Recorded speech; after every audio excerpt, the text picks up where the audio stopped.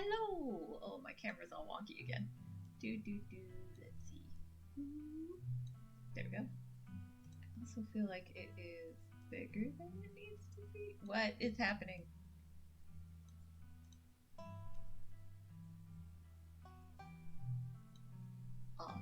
Okay. What if I do this? Yes.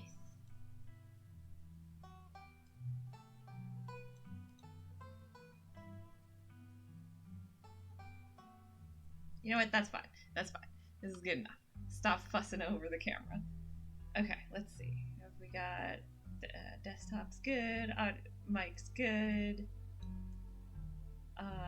Hopefully the sound balance is okay. Let me know if not. Alright, think we're ready to go. So, time for chapter 2 of the Silent Max run. Alright. Now I gotta remember which of my many, many pages of saves. Okay, I moved Max to number 2. That's right. That's easy enough. So picking up right from the end of episode 1. And I've been just doing so much of Scarlet Hollow that I'm gonna say right now, if you have not watched at any previous, like the previous chapter of this run, or any run, if you've not watched chapter 1 of Scarlet Hollow, you may want to go to consider watching my VOD. Yes, basically I don't anticipate probably having any live viewers that haven't watched chapter 1, and if you're watching this not live, then I strongly encourage you to make sure you have watched chapter 1 first. As I will, my typical policy is I will avoid spoilers for future chapters, but I will talk about alternate versions of this chapter that can happen. So, because this is my bajillionth time running through, and my second time running through on oh, yes, as Tapao says, chapter 1 is also free on Steam. Go download it, get addicted like we have. So yeah, so I've even already technically run my Silent Max character once before, but not with the cool photo, the official Picru image. I'm really pleased with my official Picru images for my characters. And also not with all of the new changes to Mystic. Honestly, there were even more updates, I think, as of chapter 4 being released. So there's new stuff even in chapter 1 since I ran it, like, what was it, last week? Maybe the week before. Whenever I ran it. There are a couple of changes. But I'm not going to worry about them because they weren't that significant. So we'll just see the changes from chapter 2 onward. With Mystical, I mean. I may not have specified. Anyway. So, if you'd like to... Basically, that was all to say, we are not watching the recap of episode 1. You open your eyes. The sun has risen. The birds are singing. You are still alive, and for now, you are safe. Your gaze wanders across the unfamiliar room to the window and the woods beyond, and you wonder if the monsters are lurking just beyond the trees, ready to pounce as soon as you leave the comfort of your new friend's family home. You can't help but remember Duke, slumped against a tree, pieces of him scattered across the clearing. A knock at the front door. Your morbid thoughts are interrupted by a distinctly unhappy voice filtering through the house and past the closed door of your bedroom. Tabitha. Where the hell is Max? Stella. Oh, hey Tabby. There's a fresh pot of coffee on the table if you want to come in. Tabitha. No, I'm just here to check in on my cousin. Let's make this quick. I have a lot on my plate today. You're barely decent. It might be mildly scandalous if people saw you like this. Hide under covers! Hide under covers! Like a child terrified of the boogeyman, you pull the covers up over your head, hoping to go unnoticed by your cousin. The thought of having to talk to her after staying the night at Stella's is too much for you to handle right now. Best to give in to your base instincts and hide from the thing that makes you feel bad. I love that option, especially for this character. So, right, I forgot to do the preface about the concept run. So this, I call it the Silent Max run because basically this boy has anxiety. He does not like talking to people. It's not that he doesn't like people. Like, unlike Karen, who just doesn't like people, Max is fine with people. He just doesn't know how to talk to them. talking to people makes him anxious, and so he avoids it whenever possible, and therefore I choose the remain silent option in any case. The main exceptions to this are he does have the mystical trait, and I've decided he feels like it is his solemn duty to share those insights with other people because he knows that it's not a common ability. And also he can talk to animals, and he's much more comfortable talking to animals. And I've also decided that he is more willing to tell people about the things the animals said than he is to simply talk to them himself, because similar to the mystical thing, he feels like, you know, most people can't talk to animals, and, like, animals deserve to be heard, so he will sometimes speak up to, like, clarify what an animal has said. And he will also talk normally to animals, no problem. So this option, where he simply, he hears his cousin out in the hallway and is like, nope, gonna just hide under the covers and pretend it's not happening, feels very in character, and I love it. Right, so the thought of having to talk to her after staying the night at Stella's is too much for you to handle right now. Best to give in to your base instincts and hide from the thing that makes you feel bad. Stella, are you sure you don't want to visit for a bit? You don't have to run around being the big boss this week of all weeks. You should let yourself... Tabitha, I'm fine, thanks. Max, I know you're here. Where the hell are you hiding? Stella, he's probably still asleep. Tabitha, then I'm waking him up.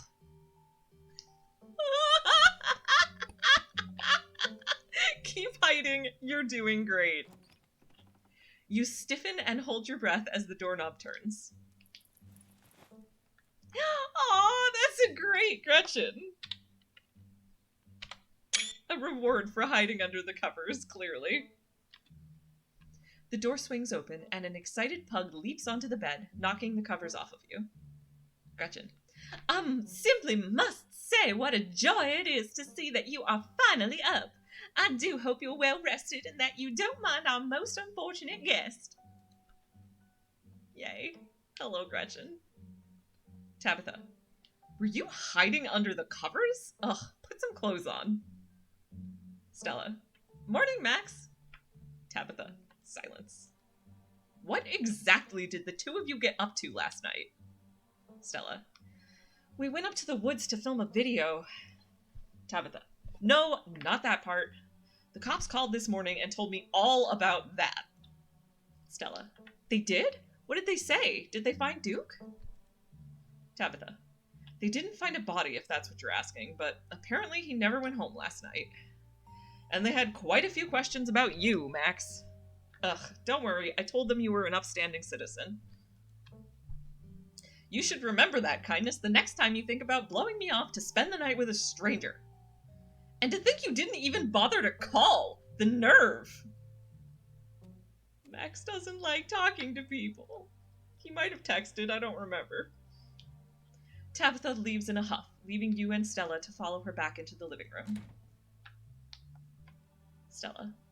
Look, I don't care what the cops think, Tabby. There's something horrible out in those woods, and I don't think anyone in this room wanted Max walking up that mountain alone last night. Tabitha. Stella, would you mind giving me a moment alone with my cousin? And while you're at it, please stop calling me Tabby. We're not in high school anymore. Stella. Yeah, alright. Gretchen. You're not gonna let her treat my dearest Stella like that, are you, Max? I'm sorry, Gretchen, but that involves talking. So instead, quietly let Stella leave. Tabitha. Oh, sorry. Tapao, you got your Turnip Boy plushie. How is it? Aw, that's... I was going back and forth on if I wanted to get myself one, so you should tell me how good of a plush it is. Anyway, Tabitha. Thanks. You've been in town for less than a day, and my stress is already through the roof. I mean, I get it. Stella got you all worked up and you were too scared to walk home. Sure, whatever. That checks out. But I don't care if those woods are chock full of ghouls and ghosties. You had me worried sick. From now on, you're back at the estate by bedtime. No more impromptu sleepovers. I'm gonna make an exception. I normally always will say the mystic option, but here the mystical option is I go where I'm supposed to go, and something told me that this was where I was supposed to be last night. But I think that's actually bullshit. Like, I don't think that we had any mystical senses tingling about staying at Stella's versus coming back to the estate. So I'm gonna skip that one because I don't actually trust that it's true. And instead we're going to remain silent. Tabitha. I'm leaving. I've already lost a good chunk of my workday coming down here. I'd better see you back at the estate tonight. You hear Stella's voice call out from another room. Stella. Wait, Tabby, let me know if you're free sometime, okay?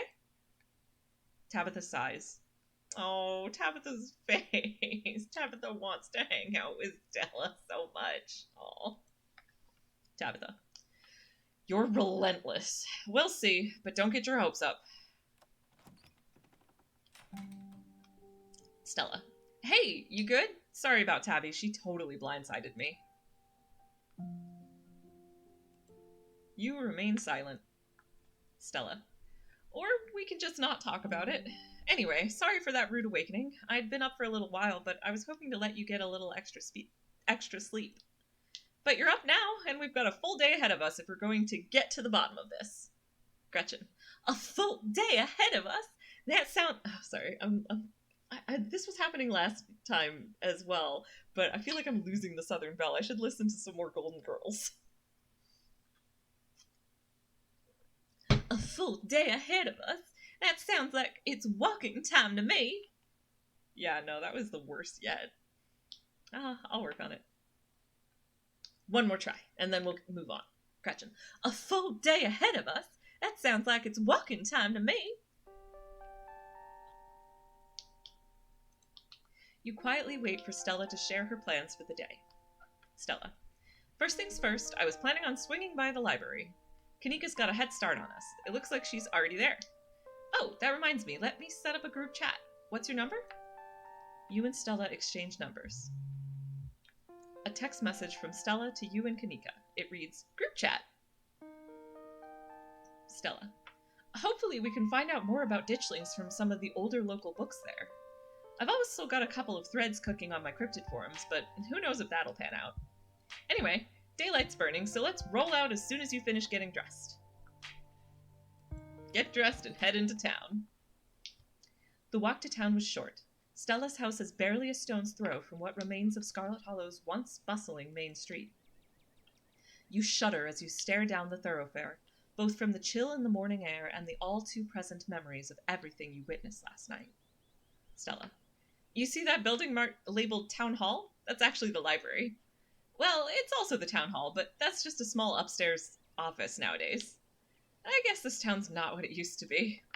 That and our mayor's really into going on walks. I think there's actually going to be a meet and greet later this week. Could be just the pick-me-up we need, what with everything that's been going on. Gretchen. Stella may be fond of him, but I certainly didn't vote for that beast. Max. Gretchen doesn't seem to care for him. Stella. Alright, I know you've joked about it a couple of times, but now I'm actually starting to believe you can understand her. Gretchen absolutely can't stand Mayor Jimmy. Avery. Oh, hey! Morning, Stella, and same to you, Max. Sybil. Speak of the devil, we were just talking about you. Avery. Coming from Stella's, huh? Did y'all have a slumber party? Stella. Sorry y'all, but I'm actually in a bit of a rush this morning. I can't really stop to chat. It'll take me a bit to set up, so if you want to catch up with folks or grab something at the diner, you can meet me at the library when you're done.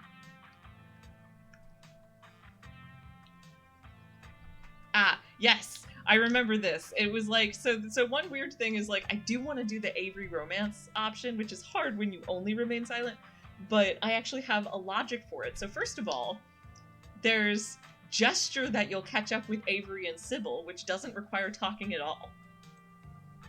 You gesture towards Avery and Sybil and give Stella a thumbs up. Stella.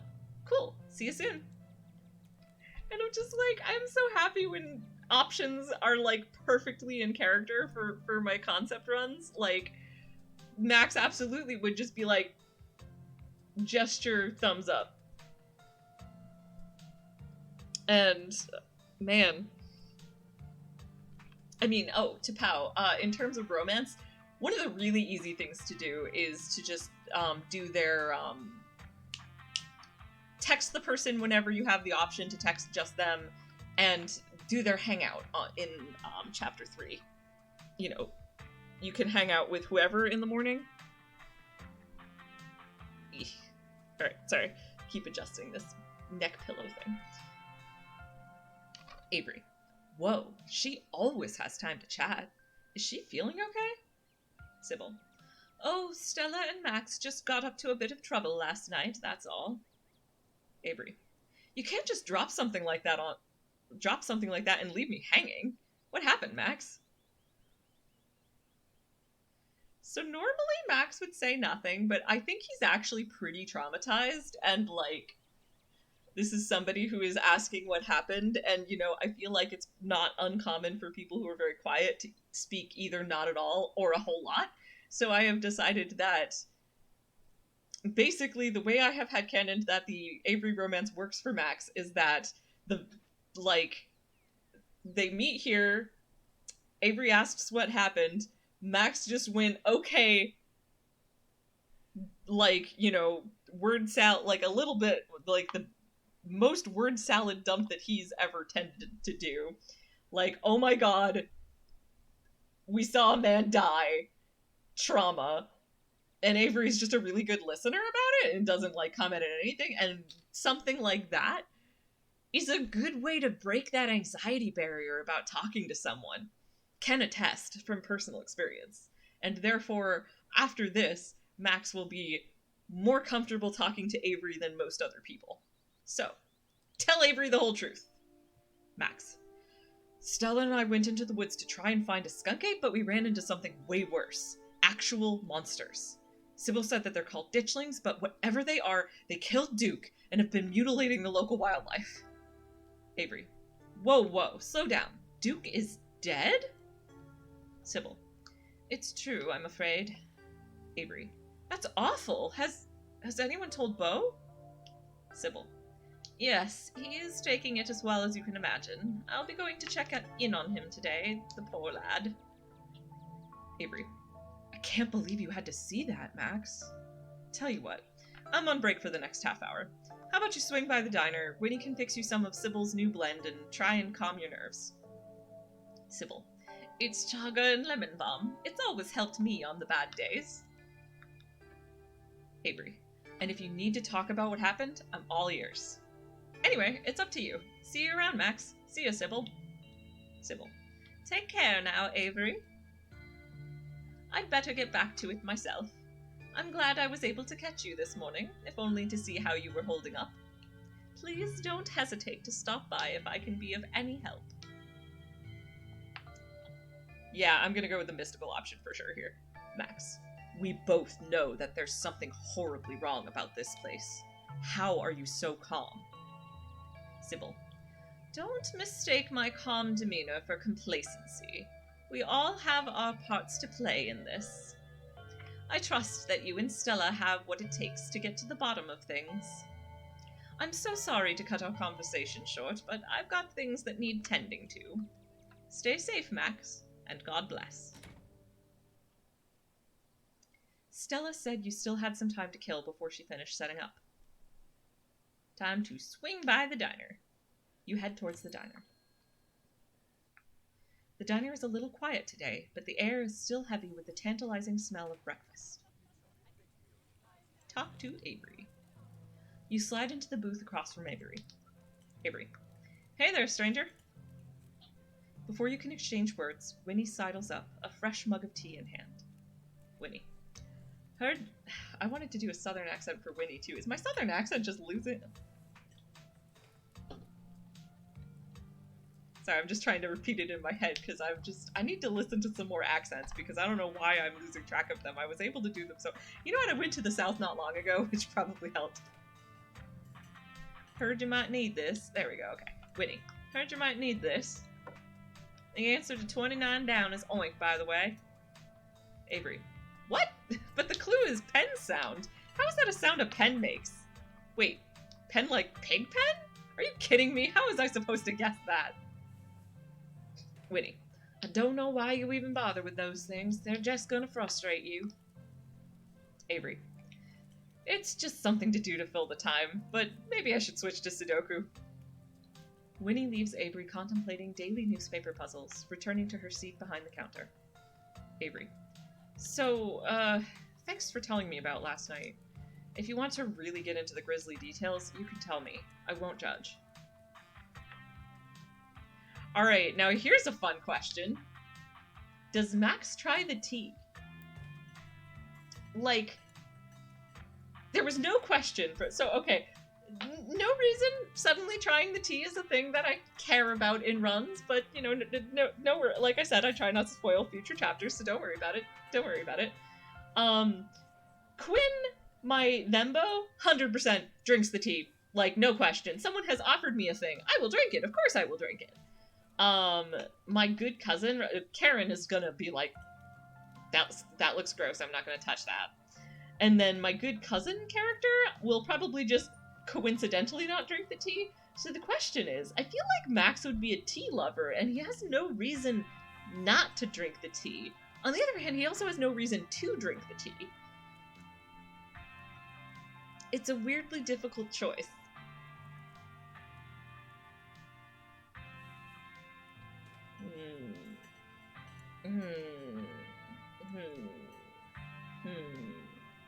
You know what? I think Max might be the sort to be like, oh, people are being nice to me and handing me things. I am perhaps obligated to try it? Question mark? Mystical.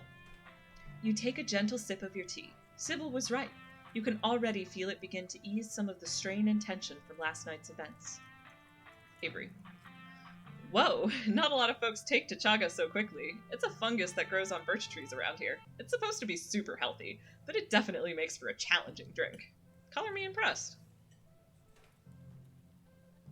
Now we will tell Avery about last night. You spill the beans, glad to have someone to talk to about the horrors you've witnessed. Avery. Wow, that is some heavy stuff. No wonder Stella seemed distant. Monsters in the woods? I may not have lived here long, but I've never heard of anything like that happening around these parts. I can't say I like the thought of it.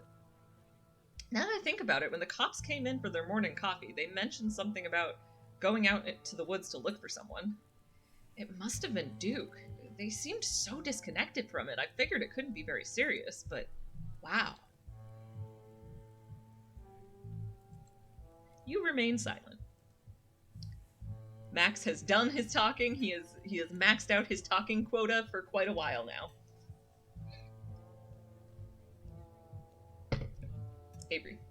I'm not gonna lie, the worst I've seen them have to deal with are property disputes. I'd be surprised if the cops here actually knew what to do in a real emergency.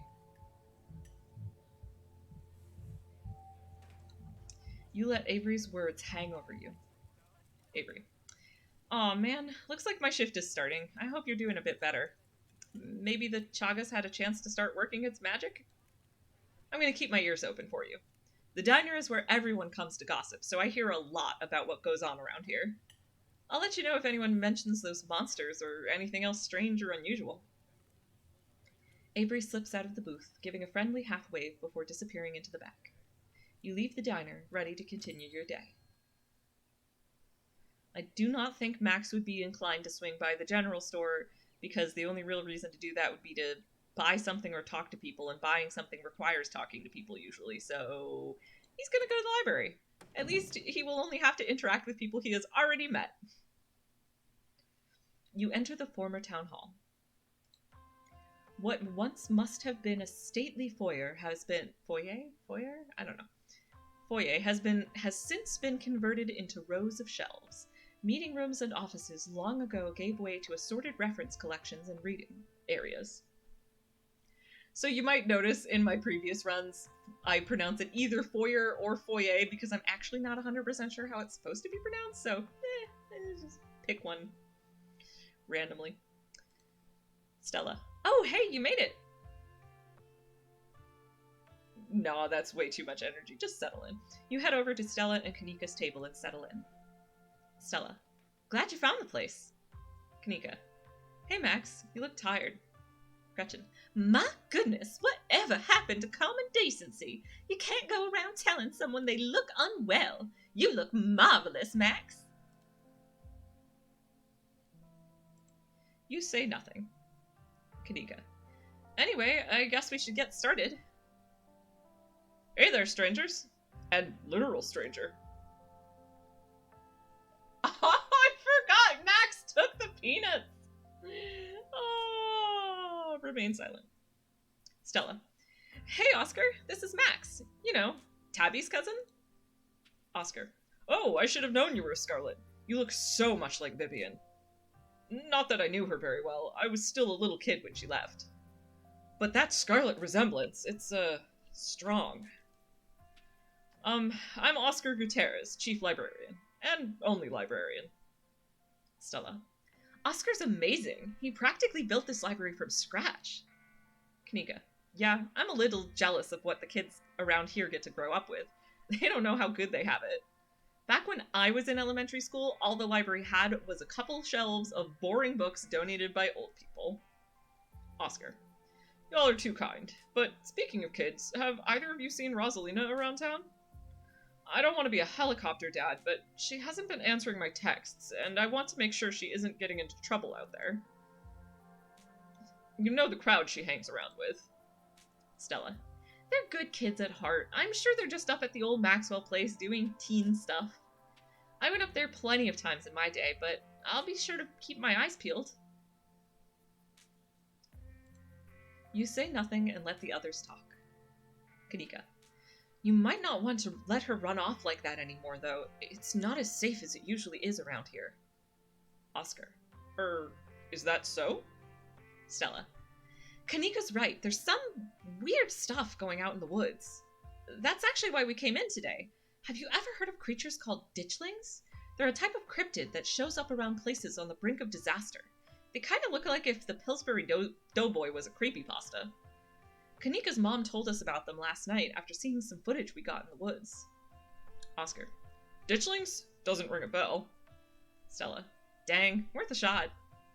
Okay, if you were, say, trying to predict a horrible disaster that might befall our town, where would you start looking? Oscar. Well, they say history repeats itself, so I'd probably try and figure out what sort of disasters this region typically falls prey to. Should I be worried about something? Stella. I don't know yet. I'll be right back. Gonna go nab some more books. Behave while I'm gone, Gretchen. Oscar. Aw, you don't have to worry about her, Stella. You're such a good dog, aren't you, Gretchen? Here, have a biscuit, old gal. Gretchen. Well, ain't you the sweetest thing on two legs? Gretchen inhales the soft biscuit, drool leaking from her toothless mouth as she swallows it whole. Kanika. I'm pretty sure Stella's barking up the wrong tree, Oscar. I don't think you have to worry about any horrible calamity befalling the town.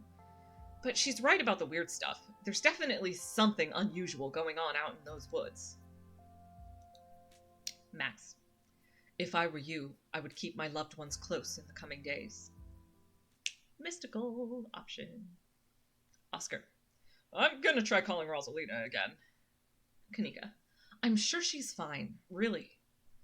Don't mind Max, he's been hanging out with Stella too much. Rosalina's a smart kid. She knows better than to go around getting into trouble, and we'll make sure to keep our eyes peeled. Oscar.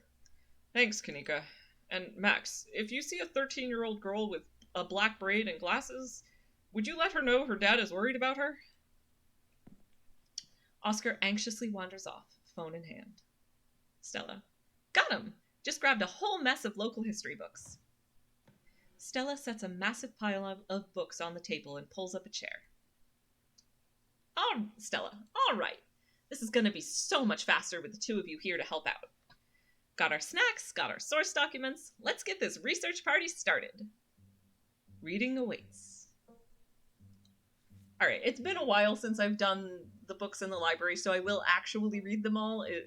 I might not do full voice for the Taily Poe story. If you want to hear me voice act the Taily Poe story, I actually have a highlight of that up on my YouTube, and I think also on Twitch, so check that out. But when I get there, I'll probably just read it normal for this time. Probably. We'll see. First of all, though, I will read the boring history books out loud. Alright. Forced into retirement at age 50 due to a war injury from his time in the Indian Wars, exacerbated by his short stint serving as a captain in the Confederacy, Silas Scarlet also lost his eldest 2 sons to that bloodiest of wars, leaving his 3rd eldest son, Andrew Jackson Scarlet, to take charge of the mine. Under his leadership, the mine prospered, undoubtedly in part due to the growth of the railroad industry. ... Managed to evade the coal union for decades, making them one of the most profitable mines in the country. Andrew Scarlet built the surrounding town into what it is today, with expensive stone buildings, a bustling main street, and overseeing it all, the elegant Scarlet Estate that was, until 1889, the largest and finest feat of architecture in the region. ... Culminating in the tragic collapse of 1918. It was found that Charles Shaw, the co-manager of the mine, had loosened security measures to increase production during World War I, resulting in a fatal collapse, and the deaths of over 160 men and boys, some as young as 10. The casualties included Andrew Jackson Scarlet's son Theodore, his brother Enoch V. Scarlet, who had taken over for their aging father during the bustle of the war, managed to pull the mine from the brink of ruin, thereby saving the town. ... So, this is how your family made its fortune. Now let's flip through Silas Scarlet, soldier, woodsman, leader. Silas Everett Scarlet was born to Colonel Everett J. Scarlet in 1818, one of 12 siblings. He grew up in... Oh, wow, 12 siblings. I know that was common back then, though, so... He grew up in eastern North Carolina during a tumultuous time in the state's history, and not much is known about his life before he joined the army in 1836. He quickly rose through the ranks, in part due to his father's connections, but also due to a particular ruthlessness, for which he received the nickname Bloody Silas Scarlet. The federal The federal government granted the now Captain Silas a tract of bounty land in exchange for his service in the Indian War, and he settled into the hills of North Carolina in 1841. That land would become Scarlet Hollow. But it started as a simple log cabin, built by Silas's own 2 hands, occupied by his family of 10, Silas, his wife Mary Joseph Scarlet, and their 8 children. ... And it's funny because I just realized that of all people, Karen has Booksmart, so when I do that run, possibly as soon as tomorrow for chapter 2, I will be going through all of these in more detail and will want to read them all out loud again, but you know what? I'm already committed, so let's go. So, every time I say ... that's a bit of the book that got skipped. Logging business brought many workers and fellow landowners to the hills, but it wasn't until Silas discovered rich seams of coal running underneath the entire region that Scarlet Hollow was really put on the map. He saved what he could and bought the surrounding hillside at a great discount, cleverly hiding what he knew about the land's true value. Thus, he had all the resources to found Scarlet Hollow's now famous coal mine. You're finished with this one. Appalachian folk monsters. A few entries catch your eye. Wampus Cat, a large cat-like creature with a loud, howling voice, often said to sound like a woman crying out in pain. Often linked to Cherokee legends, some cite the Wampus Cat as originating with the story of a woman who sought vengeance against a monstrous cat demon for driving her husband mad. She hunted it down and, by wearing a bobcat mask, tricked it into using its own vile magic on itself, freeing the people of their region from its evil. Others say the creature comes from the story of a woman who wore the pelt of a wildcat to witness forbidden hunting rites. The hunters of her village gathered to perform the rites, and she watched in secret from underneath the cat's pelt, but was soon discovered. For in her indiscretion, she was fused with the pelt and transformed into a creature that was neither human nor cat, forced to wander the wilderness alone, feared by all. Her calls are those of great sadness and serve as a warning to anyone who dares go against tradition. The second version's bullshit. Tommyknockers. Oh, shoot. Sorry, I wanted to actually read the summary. Tommyknockers. Enigmatic cave-dwelling creatures primarily known for causing mischief. Tommyknockers originated in Cornish mythology, spreading to the United States when Cornish immigrants began working in Appalachian mines. They're named for the knocking that can be heard from seemingly within the walls before a cave-in. According to some, the knocking serves as a benevolent warning. Others believe that the creatures take stolen hammers to the supports of mines and collapse them on whoever is unfortunate enough to still be inside. They are traditionally thought to be impish, leprechaun-like beings, but some claim they are the spirits of dead miners, forever cursed to haunt their final resting place. And finally, the Tailipo. A small creature with a long tail and wide yellow eyes. So yes, probably I will not do the full voice act, but again, check out my highlight. I'm pretty proud of the... Oh, hello, Johnny! Yeah, but so I'm pretty proud of I took one of my initial readings of the Tailipo story and I made a highlight out of it because I was pretty proud of it. I do recommend that. But it takes a lot of extra energy and like vocal exercise, shall we say. So I'm gonna try to read it normal this time. This is neither Thembo nor Karen.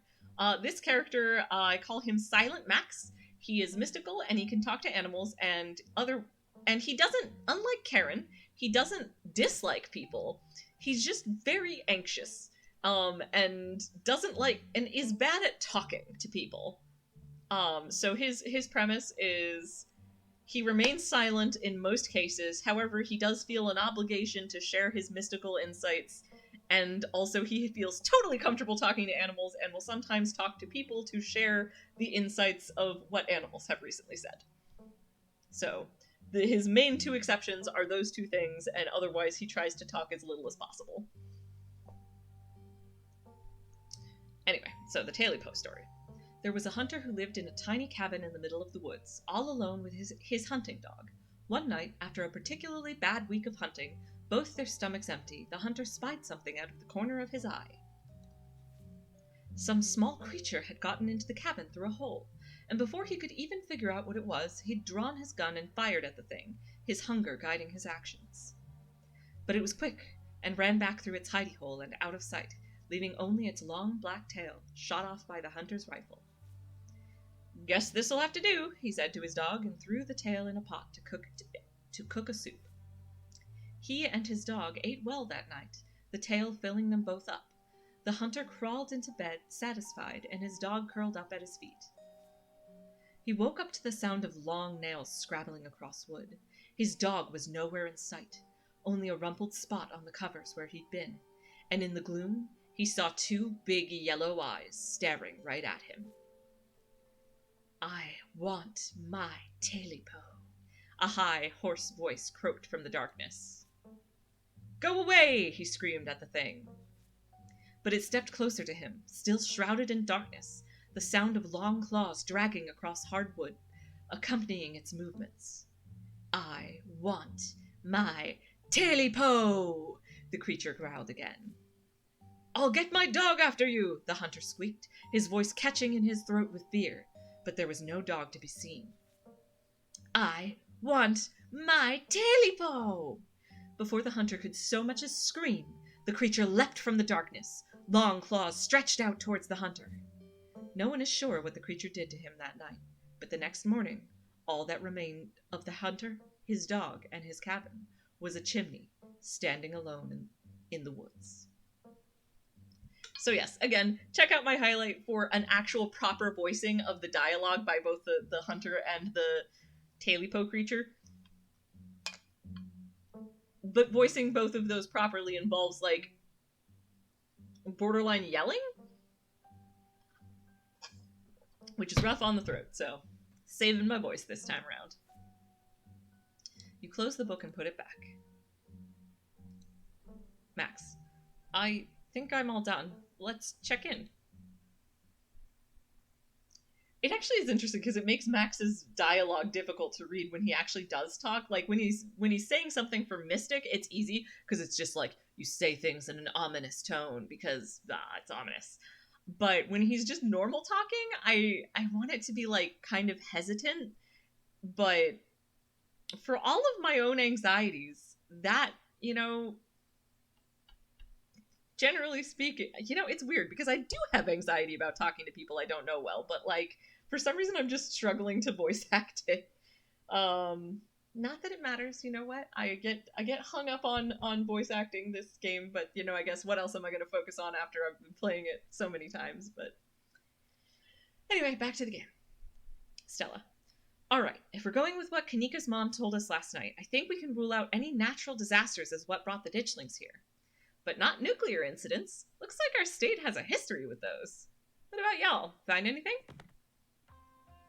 Before you can respond, a handsome black cat leaps onto the table. Stella quickly slams her book shut. Stella. Aw, hey, Pixel. Kanika. You might want to close your book. He loves to rip up any paper he can find. Gretchen. Pixel, my dear friend, it's been too long. How have you been? Pixel. Hungry. Did Stella bring the good stuff? Stella. Haha, don't worry, little guy. I didn't forget your treats. Pixel. Aw, yeah, snack time. Crunch, crunch. Oscar. Sorry if Pixel's bothering y'all. Hopefully he hasn't gobbled up any of our books. He can't stand the thought that people might pay attention to anything that isn't him. Talk to animals. Max. Hey, Pixel, what do you think about the monsters we saw in the woods? Pixel. I'm an indoor cat. I don't know nothing about no woods. I just hang out in the library, especially now that our place got haunted. I'm gonna say Pixel says. Max. Pixel says your house is haunted. What's up with that? Oscar. How did you know? Stella. Max is either psychic or he can talk to animals. It's a long story. Kanika. No comment. Oscar. We've, been living in the library for a little bit. Pixel. It's been great. Way more snacks. Way more scritches. Except sometimes there's too much scritches. Stella. Hold up. What kind of hunting are we talking about here? Oh, wait, sorry. The exclamation point question mark, I kind of want to read that time. Hold up. What kind of hunting are we talking about here? Unexplained noises? Objects appearing in strange and unfamiliar places? Ganika. Oscar, don't get her hopes up like that. Oscar. Nothing like that, sorry. The floor in my bedroom just keeps seeping blood, and I've seen a strange figure in the hallway a couple of times. Stella. Wait, you've seen a full-body apparition? Can I see it? Kanika. Stella, it's probably just a dirty pipe or something. Stella. But what if it's a ghost? Max. I believe him. I can practically feel the haunting as we speak. Actually, you know, it's funny because I love that Stella's like, Max is either psychic or he can talk to animals. And I'm like, joke's on you, he's both. Oscar. Well, we do live in the annex behind the building. Y'all are more than welcome to come check it out. Maybe tomorrow night? Stella. Yes, we'll be there. Kanika. Yeah, that sounds like a fun way to spend an evening. Can't wait to get spooked by some creaky pipes. You decide to leave Pixel be. The cat curls up on the table, fast asleep. Oscar. Alright, I'd better get back to shelving. Let me know if y'all need anything.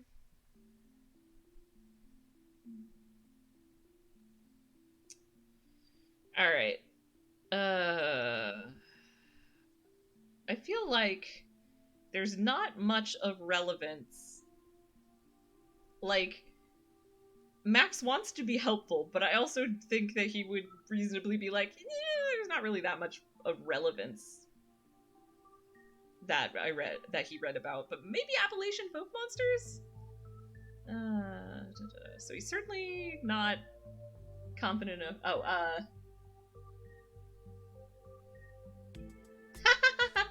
Johnny, it's like the joke from Grosse Point Blank.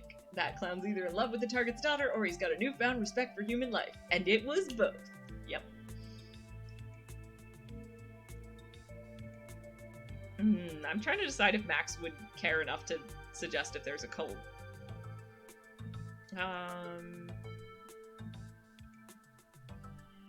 Yeah, I don't think... To be fair, he probably is pausing to consider what he's gonna say. And he's like, alright, there's no real need to talk about Silas Scarlet. Didn't feel like that was relevant. Didn't feel like Veins of Scarlet was relevant. Maybe Appalachian folk monsters? Max. So, Appalachian folk monsters.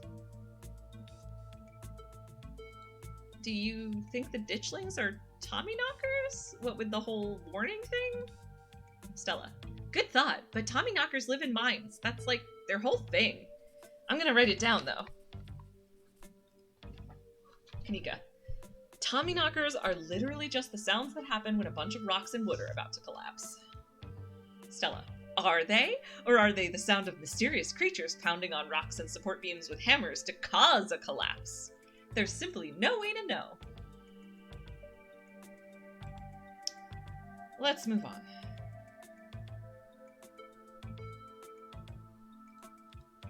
You say nothing. Stella. Maybe we should go to the mines. There was that collapse a while back, and a lot of people died. Maybe the ditchlings are here to warn us about something like that happening again. Kanika. Okay, good. All of this talk of the mines reminds me, though. There's been this really unsettling miner who's been coming around my mom's tea shop lately. His name is Wayne, and there's something wrong with him. Like, viscerally wrong. Stella. No kidding. He snuck up on us last night and called Max out by name. Sent chills down my spine.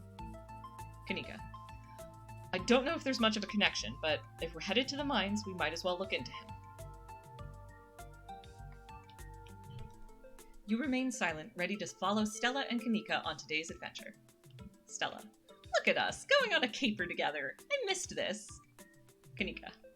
I missed it too. I mean, sure, it's not under the best circumstances, but I've been so wrapped up in running the store, I didn't realize how much I missed being able to hang out with you. Though, there is something missing. Stella and Kanika at the same time. Reese! Kanika. I really miss that dude. I can't believe how long it's been since we've seen each other. Have you seen him lately? Stella. Nope, I've tried to plan stuff, but he's been too sick. Kanika. I didn't realize it was getting so bad. That poor guy. Stella. You know, we could just pop over and surprise him. He seemed excited to meet Max. Maybe we'll finally get him to leave his little cave. Kanika. Hell yeah, let's do it. Stella. Alright, let's roll out. See ya, Oscar. We'll let you know if we run into Rosalina. Oscar. Thanks, guys. I'll keep you all posted. Yeah, I really don't have different voices for Stella and Kanika, but that's okay, because I always read because that's why I read their names first, because I'm not always as good as I'd like at differentiating the voices without that, so. Reese's home stands at the edge of the forest wall, an isolated buffer cushioning the rest of the town from an unending wilderness. Stella. Reese, it's Stella! I brought some buddies, too. Shh, not so loud. He's still sleeping. Can I help you with something? The woman in the doorway stares directly into your eyes. You can practically feel her simmering irritation washing over you. Kanika. Hi, Dr. Kelly. We were wondering if it would be okay if Reese could come hang out? Stella. Nothing strenuous, we promise. Dr. Kelly. I'm not going to wake him up. If he's sleeping, he probably needs it. Whatever you two have planned is probably beyond what he can manage right now anyway. Kanika. Oh no, poor Reese. Stella. It's just been so long since either of us have gotten the chance to hang out with him. I'm sure he and Max would get along super well, too. I am not going to offer her the boiled peanuts. Dr. Kelly looks you up and down. You don't think you've done anything wrong, but she's certainly making you feel like you have. Reese's mom turns back to the house, sighing. Dr. Kelly. Sorry, I know that was a little rude. You just want to hang out with Reese, and he misses both of you too. She sighs again, as if deciding whether to finish her thought. Dr. Kelly. He's usually feeling his best around mid-afternoon. Why don't you come over tomorrow, we can have some supper, and y'all can hang out for a bit. I don't promise that he'll be perky, but I'm sure it'll brighten his spirits to see you two again. And I suppose you can come too, Max. Stella. That would be great! I can bring a side dish. Maybe deviled eggs? Does he still eat those? Dr. Kelly. No, eggs are a little much for him. They don't settle well. You can leave the cooking to me. I know what he can handle. Stella. Okay, I'll bring soda then. Dr. Kelly. That's not... Okay, yes, fine. You can bring soda. Nothing with caffeine. Ginger ale, preferably. Oh, and leave the dog at home. Stella. She might cheer him up. You know they have those therapy dogs in hospital. Dr. Kelly. No dogs. Gretchen. Why, I never. The absolute gall. Kanika. Thanks so much, Dr. Kelly. We'll stop bothering you now. See you later. Dr. Kelly nods in acknowledgement and quickly shuts the door. The sound of several locks clicking into place can be heard from within. Kanika. God, that woman makes me so nervous. Stella. I remember she used to be so nice and carefree when we were kids. She always had the best stickers when we had to get our shots. Maybe she's just stressed about Reese. Kanika. Or maybe she's just nice to kids. Stella. Either way, I guess it's just the three of us. You gonna drive? Kanika. Yeah, sorry. I don't like the thought of going up there without the van. Stella. Cool. I'll take my shortcut then. It shouldn't take long for me to get there. You're welcome to tag along, Max. Don't worry, I won't be offended if you'd rather ride with Kanika. I'm sure you're probably sick of the woods. Kanika. Either way works for me. Yeah, alright, so Max's calculus here is like, I can either be in an enclosed box that I cannot get out of with a person I have spoken with, a stranger that I have spent even less time around, or I can go walking in a nice open space that I can and with a person that I have spent more time with, who also has a precious darling dog. This is not a difficult choice for Max. He's walking with Stella. Max. I'll walk with Stella. We'll meet you there. The woods are calm and serene compared to last night, though you can't help but get the feeling that danger lurks just beyond the trees. Stella. Hey, thanks for coming along with us. With Gretchen and me, I mean.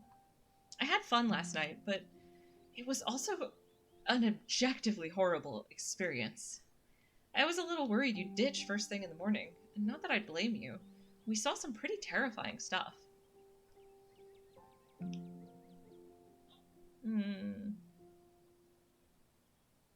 Yeah, no, all of those are a little bit too much. Remain silent. The conversation comes to a dramatic halt with you, Stella, and Gretchen all whirling around to face the source of the sound. Gretchen. A bird? Let me at it. I can get it. Bird. Back off, dog. This is my stick. Stella. Whoa, calm down, girl. It's just a bird. The same probably goes for the two of us, haha. I guess we're all a little on edge. Let's hurry to the mine. It shouldn't be too much farther. Kanika casually leans against her van as you and Stella emerge from the woods. Kanika. Hey. Y'all have a good walk? Stella. Yeah, it was great. I mean, not that you were missing out or anything. Kanika. You didn't run into any of those creatures, did you? Stella. Nope. Kanika. That makes sense. They're probably nocturnal. I don't know if I should feel relieved or disappointed. But we're all here. What's the plan? Stella. I guess we just go talk to people. Kanika. I guess so. Stella. I should probably be on lookout duty. I'm a bit of a persona non grata in the mines. Kanika. Tabitha? Stella. Yeah, I might have tried sneaking in to talk to her a time or two too many. And Gretchen makes it extra hard to be sneaky. Gretchen. What can I say? I thrive in the limelight. Kanika. We're probably less likely to get caught if only one of us is snooping around down there. You say nothing. Yeah, no, he only says nothing because Max has not put together the fact that that person is going to be him? Kanika. So, the plan. You know those cheesy old rom-coms where somebody wears an earpiece on their first date? Stella. Whoa, do you have some kind of surveillance setup in the back of your van that I didn't know about? Kanika. What? No. I have a pair of earbuds with a really good mic. We can just do a group call. Kanika hands you a pair of earbuds. Kanika. We can feed you questions if you get stuck, and Stella can give you a heads up if Tabitha's headed your way. Stella. Dang, I've missed doing this sort of thing with you. You're so thorough. Kanika. Aw, thanks. I do my best. Stella. I guess we should part ways and start the call, yeah? Stella and Kanika break off, leaving you alone at the entrance to the mines. And I'm right now, Max is very like deer in headlights, like, what do you mean I'm the one going down to talk to people? But he's doing that all in his head while frantically trying to figure out what he's going to do. Your phone buzzes. Stella. Hey! Kanika. Can you hear us? Try saying something. I'm gonna go with this. Max. Won't people notice that I've got earbuds on? Kanika. People these days have all kinds of things in their ears. It's called multitasking. Stella. You'll be fine. Nothing to do now but enter the worksite. And Max is like, I'll do my best for my new friends, but this is terrifying. You pass through the unlocked fence and enter the property of the Scarlet Hollow Mine. Approach the nearest group of miners. You approach the nearest group of miners, a blonde woman, a broad-shouldered man, and an old-timer. Their uniforms identify them as Harrison, Davis, and Zax. Zax. You got a reason to be bothering us?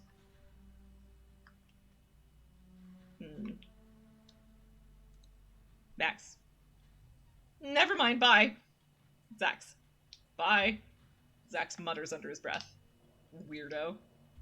You walk away from the miners. Yes. I'm so glad that gave me an option to just fucking nope out. He tried, he couldn't do it. Stella. Don't worry too much about the folks who work here, Max. They won't bite. He's like, okay, I guess I'll try one more time. You head over to the next group of miners. Mystical. Before you can reach the miners, you're struck by an intense feeling. You recognize the hollow terror as the same thing you felt last night when you set eyes on that awful man in the miner's jacket. Wayne. You shouldn't be up here. It's dangerous. Oh, there's a mystical option. Max. What are you? Wayne. Flesh and blood, much like yourself. You don't have to be afraid of me. Stay home. Wait for the week to end. Don't keep putting yourself in the path of danger. This is all I ask. Before you can say another word, the figure is gone. Kanika. Hey, Max, are you still there? We've just been getting static from you. Max. Wayne got the jump on me. Stella. Whoa, I thought I saw you talking to someone down there. Are you okay? Max. Whatever he is, I don't think he's human. Stella. I hate to say it, but with how the call went to static, what if he's a ghost? Like, actually a ghost. Kanika. You hate to say it? Stella, I don't think anything would make you happier than Wayne being a ghost. Also, ghosts aren't real. Stella. Hey now, just because I want ghosts to be real doesn't mean I want this ghost harassing Max. Max. I'm getting out of here. Stella. Are you sure? Talking to folks up here is probably still the best plan we've got, especially now that Wayne's shown up. Kanika. Stella, if he's scared, he's scared. I'm not about to force him to do something he doesn't want to do. Stella. Yeah, you're right. Sorry to get a little overeager, Max. We can regroup outside. Yep, nope, bye. Max is extremely grateful that they are not pushing him. Oh, kind of like that old reality show. Sorry, Johnny One Take says, kind of like that old reality show, Extreme Dating, where two people would go on a blind date, but one person's exes would be in the other person's earpiece.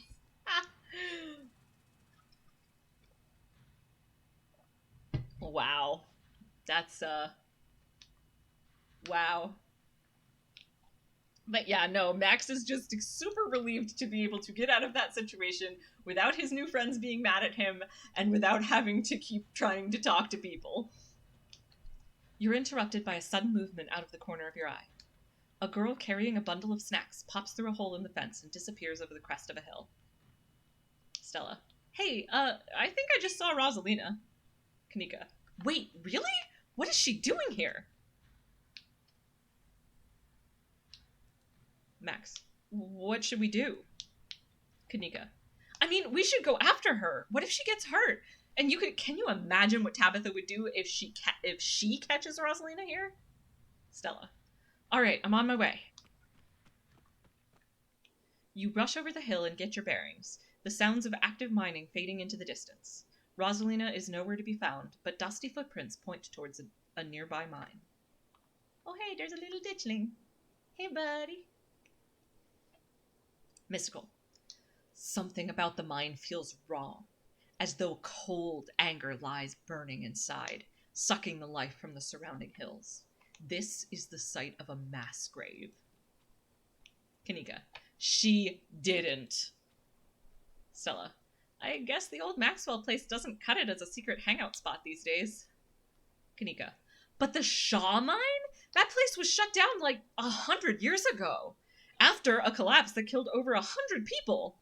And here I thought Stella was going to be the one to drag me into an abandoned coal mine. Max. Hey, remember all of those bad feelings I got last night? This place feels straight up cursed. Stella. I mean, like Kanika said, a lot of people died down there. There's a lot of spooky history to this place. For all we know, maybe all that death left some kind of mark down there. Oh, incidentally, probably obvious, but that was a mystical speech option. Kanika. Okay, just because a bunch of people died in there doesn't mean it's cursed. Come on, I'm not about to let Rosalina get hurt in there. Even if it means I have to go underground. Stella. Whoa, are you sure, Neeks? Max and I can handle this on our own. And Max is in the background being like, why am I automatically included? But, I mean, he's not gonna not go, but he is a little like, okay, I see I'm being voluntold in his head to himself. Kanika. Yeah, I'm sure.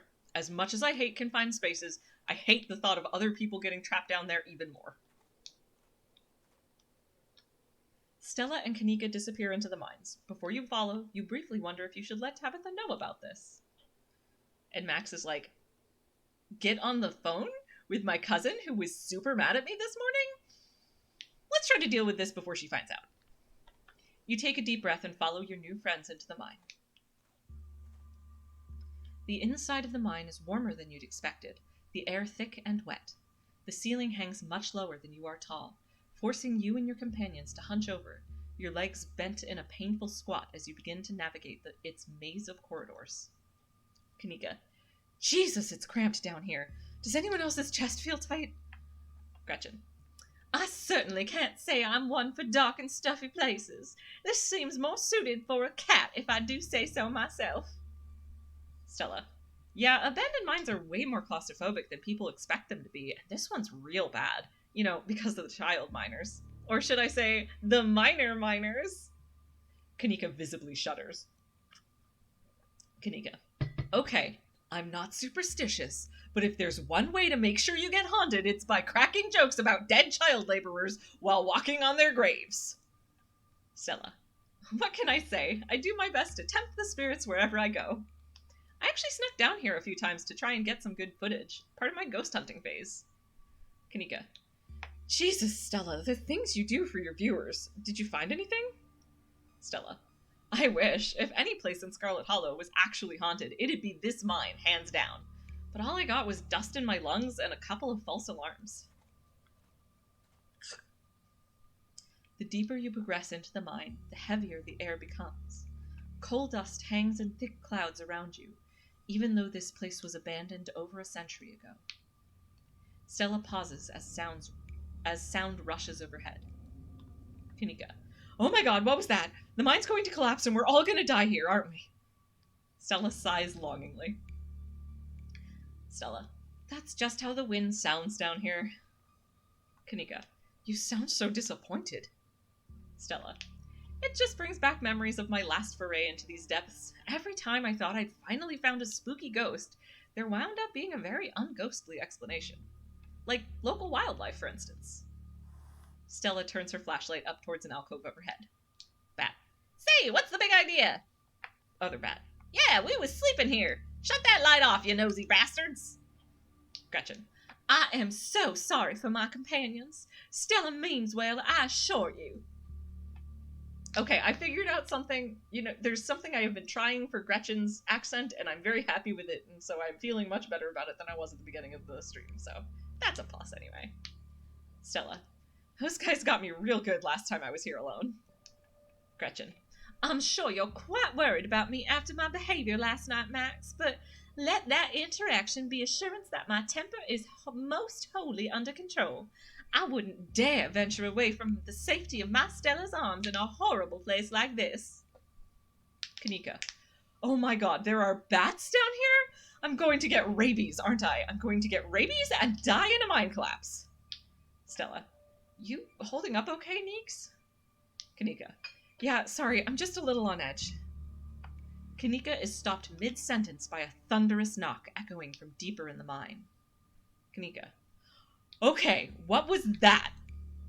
Gretchen. That was death. Of that I am certain. Thanks, Gretchen. Stella. That was... I have no idea what that was. Did that sound like knocking to you guys? Mystical. A hateful and broken presence stirs in the deep. It doesn't want you here. Mystical.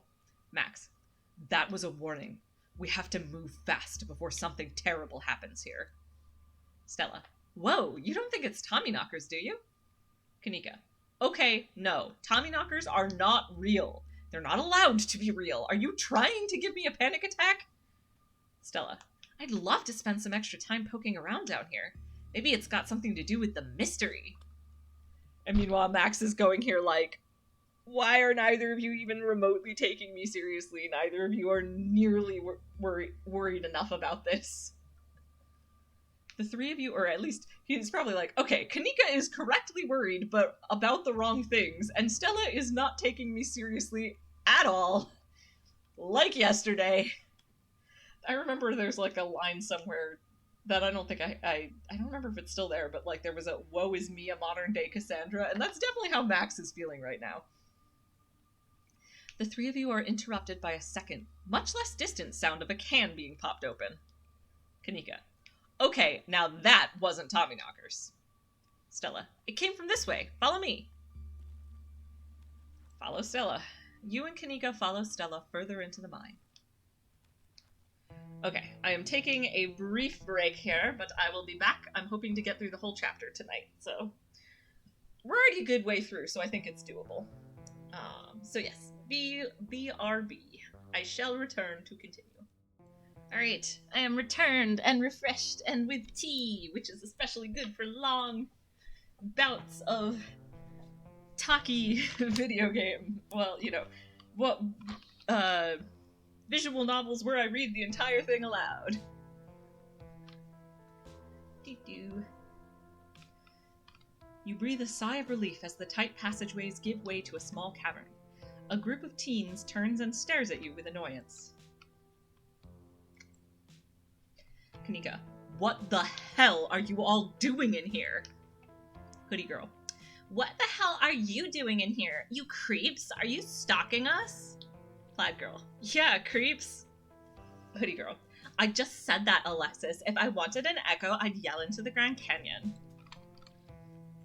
Yay, there's a mystical option. Max. There's something terrible in this place that wants to be left alone. Get out of here before it leaves its mark on you. Hoodie girl. Tell your creepy friend to leave us alone, General Store Lady. Kanika. Rosalina, your dad is worried sick about you. Kanika continues. And if you ask me, he was right to worry. Why the hell would you think hanging out in an old mine would be a good idea? Is the Maxwell place not dangerous enough? Hoodie girl. Because no one usually comes in here, duh. Everyone knows we hang out at the Maxwell place now, so we had to find a new hideout. Which you instantly found, so I guess we have to find an even more secluded place where we can just be ourselves. I can't believe your dad sent people to follow you, Rosalina. That's messed up. I think that qualifies as harassment. Rosalina. You're right, Becca. It is messed up. I don't need him telling me where I can be. Kanika. You could at least check in so he knows you're not dead. He loves you and worries about you. He's really not asking for much. Stella. Don't you kids have school tomorrow anyway? Everyone at the same time. It's fall break. Becca. And we're not kids. Beanie Boy. Yeah, we're teens. Gretchen. Young pups these days. Absolutely no respect for their elders. Kanika. Are those canned strawberry margaritas? Where did you even get those? Most of the teens avoid eye contact. The quiet one in back tries to melt into the cavern wall. Kanika. Oh no, I know that isn't you, Miles. It had better not be you. Miles. Yeah, whatever, it's me. What are you even doing here? Becca's right. Sounds to me like you're stalking and harassing and all that. Kanika. You're supposed to be minding the store. Miles. It's not like anyone even comes in on Tuesdays, and Mom's there, so it's fine. Eyes dart uncomfortably around the cavern as Kanika tears into her brother. Kanika. It's not fine. It is extremely not fine. Why do I always have to be the responsible one? Do you know what I would give to be as carefree as you? I left school so you would have a chance to live your life, and this is what you're doing with it? What would Dad think if he could see this? Stealing booze from the family store to dick around in an abandoned mine? Miles. Dad's dead, Kanika, but if he were here, he'd be disappointed you wound up being such a bossy jerk. Who cares if we're having canned margaritas? Somewhere nobody's supposed to bother us. You remain silent. Becca. Actually, my dad is a foreman at the continuous mining facility, and he says the only reason they stopped using this tunnel is because there wasn't enough coal left. Oh, interesting, Johnny. This has big Night in the Woods vibes. It's not exactly the same, but they definitely touch on some similar stuff. Fair enough. I do look forward to getting to this part in your run. I hope you are enjoying my teen voices. I am somewhat proud of them. Alexis. I thought your dad was a charge hand. Becca. No, Alexis. He got promoted last month, and he says this place is totally safe and we can hang out here anytime we want. Beanie Boy. Yeah, check out how sturdy this place is. Oh, fair enough, Johnny. Relatedly, everyone, including you, should play Night in the Woods. Yeah. I don't think I currently own it, but I'm not opposed to playing it, for sure. The teen with the beanie jumps up and slaps a strut in the ceiling. Stella. Oh, was that the knocking we were hearing earlier? One of these days I'll find a real Tommy knocker. I actually love that. So the mystical thing where when there was the knocking noise from near the beginning of this scene, I originally assumed that, oh yeah, Stella must be right, that Zane hitting the beam must have been what made that noise. But having the mystical trait confirms that no, that first sound of knocking, that was something in the mines that doesn't want you there. And I thought that was cool. Becca. Oh my god, Zane, cut it out. Jumping up to hit stuff is extremely 8th grade. No offense, Rosalina. None taken. The other 8th graders are totally immature. Alexis. Not like you, Rosalina. You're chill and smart, too. Kanika. This is the worst place I've ever been in my entire life. Why are you all fighting me on staying down here? Becca. I'm not listening to what some sad 20-somethings have to say about where we're allowed to be. Stella. Hey, I'm not sad. Where did you get that idea? Gretchen. My Stella can't possibly be sad with me around. How absolutely rude. These pups need to learn some manners. Becca. Running a clickbaity YouTube channel where you run around in the woods chasing nothing is extremely sad. Anyway, Rosalina isn't going anywhere. She's better off here than at home. Alexis. Yeah, tell them about where you have to sleep, Rosalina. Rosalina. We've been living in the library for the past couple weeks. Dad says we can't stay at our house. Zane. They've got a hot pot and a couple cots in one of the back rooms. It's actually a pretty sick setup. Becca. No, it isn't, Zane. Alexis. Rosalina deserves better. Keep it to yourself. I mean, Stella and Kanika already know about the haunted house thing. They got this. Max is an interesting character because the fact that he doesn't say anything and I have such a clear image for the character in my head means that I do a lot more of his inner thoughts. You keep what Pixel told you earlier to yourself. For now. Kanika. I'm sure Oscar has a good reason for that. He's a good guy and he cares about you, Rosalina. Rosalina. He thinks our house is haunted. Kanika. Oh no, not this again. Becca. It's such a bullshit excuse. I bet he couldn't afford it anymore and is lying to you to save face. What a coward. Zane.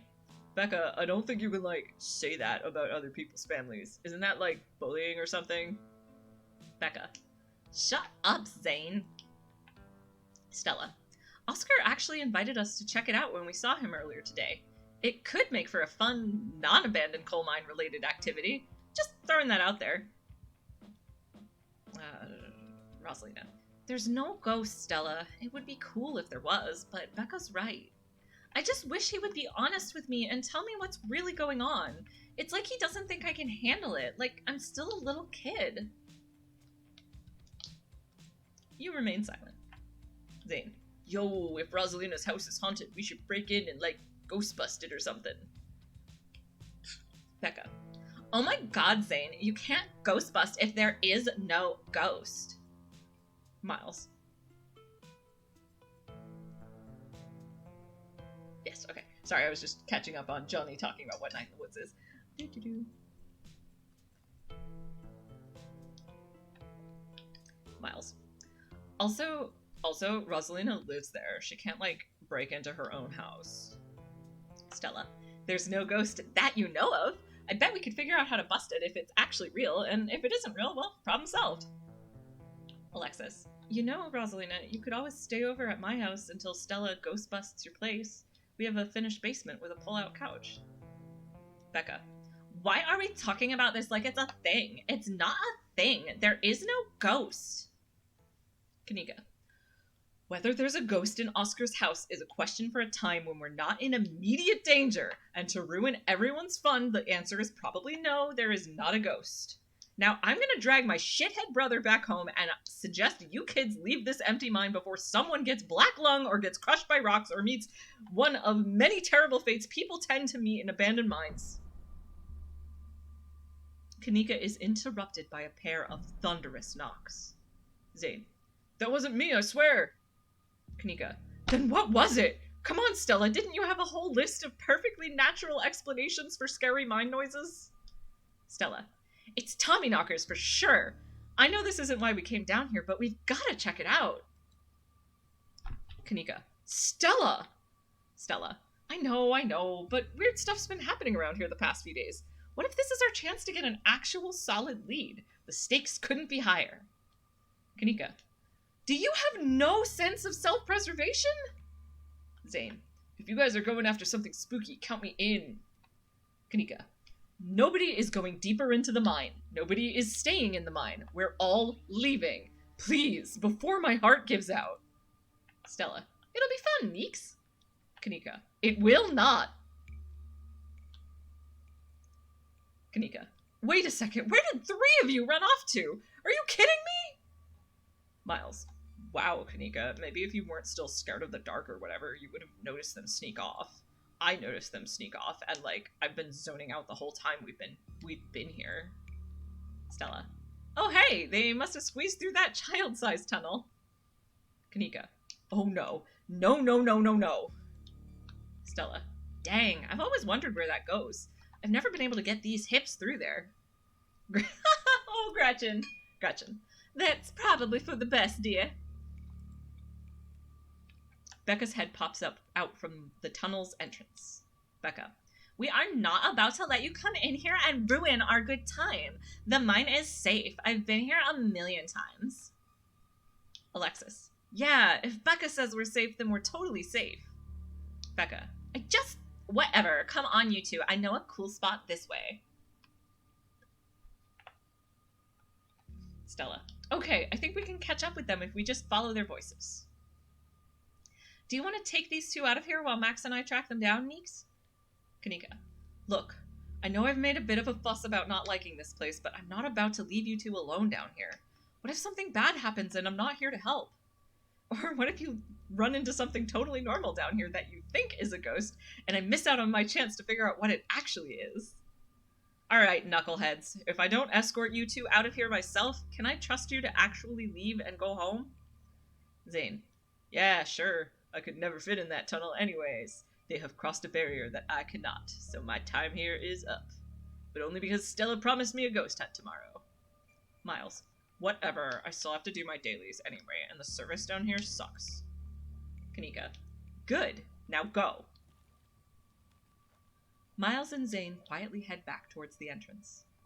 Kanika. Alright, let's get this over with. Oh, there's a mystical. Max. There's no way around it. I can feel the depths call out to us, and we are destined to answer their call. Kanika. Please save the spooky one-liners for when we are someplace that isn't here. And Max is just like, I'm not trying to do a spooky one-liner, I'm trying to warn you. Stella. We can get coffee at Winnie's once we're all out of here. My treat. You and Kanika exchange a glance as Stella ventures forward. Venture deeper into the mine. I am actually interested because I don't remember what it looks like when you have to make the big choice of chapter 2 and you don't have Tabby there, because I almost always call her. And I know I did it this way on my first run through of this character, but I just don't remember. As the three of you move deeper into the mine, you hear echoes of conversation bounce across the walls. Alexis. Becca, why are we doing this again? We could get in so much trouble. Becca.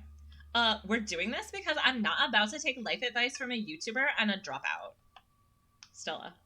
Whoa, that is so uncalled for. Kanika. I didn't drop out. I'm going back to vet school as soon as my family doesn't need me here. Rosalina. I don't know. I think Stella's kind of cool. Her videos are really neat. Becca. Oh, come on. She doesn't even have a sponsor. What kind of a YouTuber doesn't have a sponsor?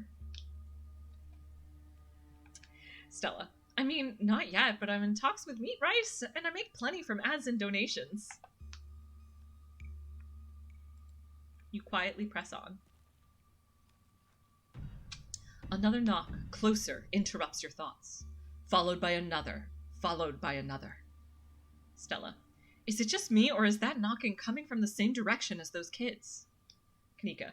Yeah, it's not just you. Rosalina. Okay, that knocking is starting to freak me out. Becca. Calm down, Rosalina. It's just mind sounds. Alexis. Did you guys see that? Becca. No, it was just a shadow. There's no reason to get freaked out. Rosalina. I saw it. Becca. Shut up! There's nothing down here! Stop trying to scare me! There's no mystic, and so we're gonna just keep on going. You press on. As you progress deeper into the mine, the knocking grows more frequent. It's still distant, but it's much louder than before. The tunnel ends abruptly in front of you. A century-old ladder is the only way forward. In the darkness beyond, you can still hear the echoes of terrified teens, their panicked arguing bouncing down the pitch-black corridors. Mystical. The pit radiates rage, a white-hot anger. It hates you, but at the heart of it, you can sense something else. The quiet hum of a darker presence. The heart calls to you, desperate to be witnessed. Gretchen. Lord, don't tell me we're going down into that deep dark hole. It don't smell right. Stella. Well, it looks like the only way forward is that pit, and it sounds like there's somewhere down there. I've never been this far in. Kanika. It looks like a death trap. Are you sure we should go down there? Stella. You can wait up here, Neeks. I don't think I can climb down and hold Gretchen. Kanika. Alright, I'm not going to argue with you. That ladder looks older than all of us combined. Good luck. Stella. Alright, let's do this. Stella hoists herself over the edge and begins the climb down. Gretchen. I've got my paws crossed for you too. Follow Stella down into the pit. You walk to the ladder and climb down. Kanika. Stay safe, Max. Becca. I'm pretty sure this is the way back. Come on. Alexis. Pretty sure? I thought you'd been down here before. Becca. Okay, maybe I didn't get this far in, but whatever. It doesn't matter. I definitely remember the way out. Hurry, I don't want to be down here anymore. Rosalina. I think it was actually this way. Becca. Oh, shut up. No one even wanted you to come with us anyway. Alexis. Becca. Stella. Yeah, they're close, all right. Kanika. It sounds like they're really lost. I want to come up with a better voice for Kanika.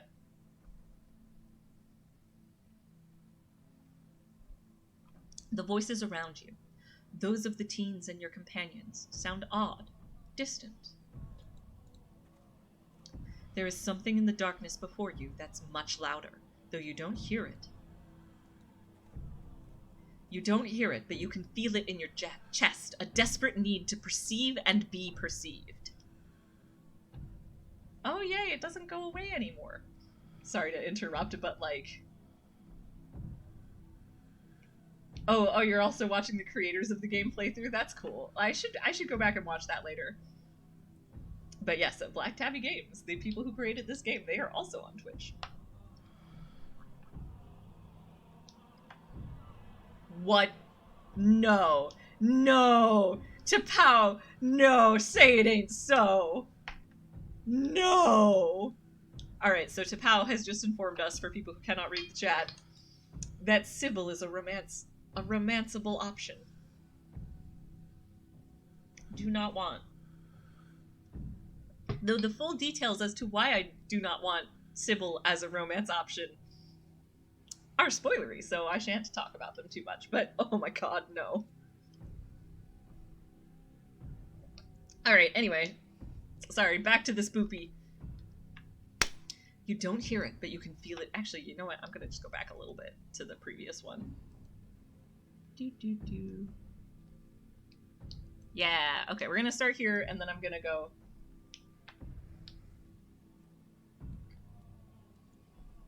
T'Pau says, they said, and I quote, it will make sense. Oh no, that immediately spawned a whole bunch of micro-theory threads in my head. Come back to that later. Alright, so I'm gonna go through, and this is where things get, like, hectic and exciting, so I think I'm probably gonna try to go through, and I will only pause at points that don't feel like they will interrupt the thread of the spoopy. So, the voices around you, those of the teens and your companions, sound odd, distant. Step forward. There is something in the darkness before you that's much louder, though you don't hear it. Walk towards it. You don't hear it, but you can feel it in your chest, a desperate need to perceive and be perceived. Wrap yourself in the darkness of the pit. Stella. Hey, are you alright, Max? Bear witness. Stella reaches for your shoulder, but not before the light from your phone illuminates the chamber. Standing man. You said we wouldn't use this shipment. You know it's compromised. Seated man. We couldn't afford to wait on new wood, Charles. We had to go ahead with it.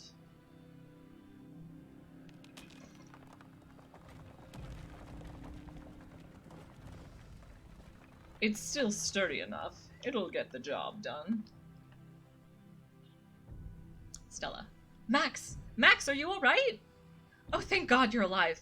It looked like you had a seizure or something, and then you just conked out. Stella. Yells. He's okay, Kanika! Kanika. Thank God! Stella. Okay, don't move a muscle. I don't want you straining yourself while you're still recovering from whatever that was. Kanika and I are going to get you help. We'll be back soon, I promise. You fade back out of consciousness as your companion clambers out of the pit, intent on your rescue. You raise up on your elbows, head still swimming from the visions, your surroundings coming back into focus. Your head throbs as the knocking continues, now magnitudes more intense than ever. Through it, you once again hear the panicked voices of bickering teenagers echoing down the stone corridors. Rosalina. Becca, you're just getting us more lost. It's this way. Becca.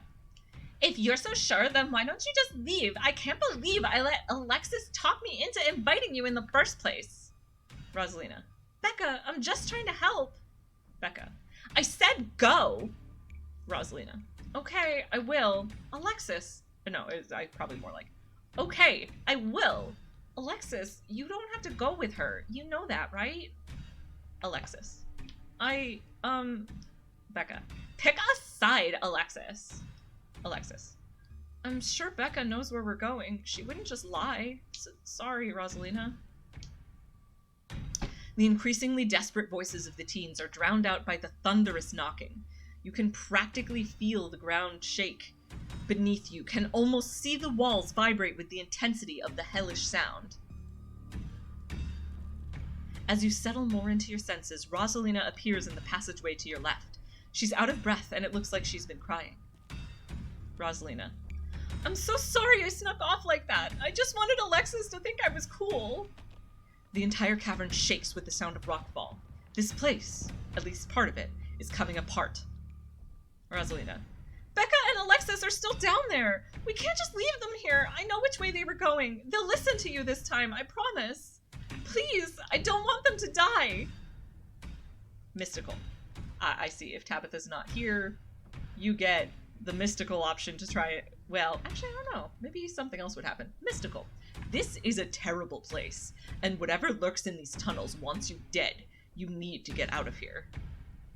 Another dusting of debris falls from the ceiling. You don't have long until this mine collapses on you. Yeah, no, I think Max is like, if Tabitha were here, she could probably have convinced him to leave, because she's experienced, she knows mines, but by himself, nah, Max is gonna go after Becca and Alexis. Max. Okay, let's do this. Rosalina. Thank you! They're back this way, hurry! Rosalina runs back the way she came. You run after her. The mines shake with each new thunderous blow as bits of rock and dust fall off the ceiling and scatter on the floor around you. Alexis. I thought you knew the way out. I thought you'd been down here a million times already. Becca. I was making it up, okay? Rosalina. We're coming! Just stay where you are! You push forward, focused on following Rosalina as she darts ahead. Alexis. Rosalina, you came back! Becca. I don't want to die down here! Grab them and start running. You reach forward and forcefully grab Becca and Alexis, silently pulling them behind you. And it's like, alright kids, now is the time to GTFO! You quickly push your way back the way you came, pieces of fallen rock littering the path around you.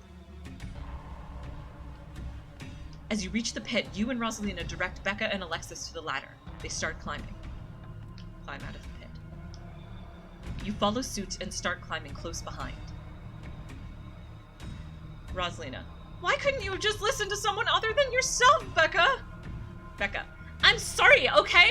God! You push forward, your burning muscles giving way to pure adrenaline. To your horror, you can see cracks forming in the walls of the tunnel. Alexis. Come on, you gotta go faster! Rosalina.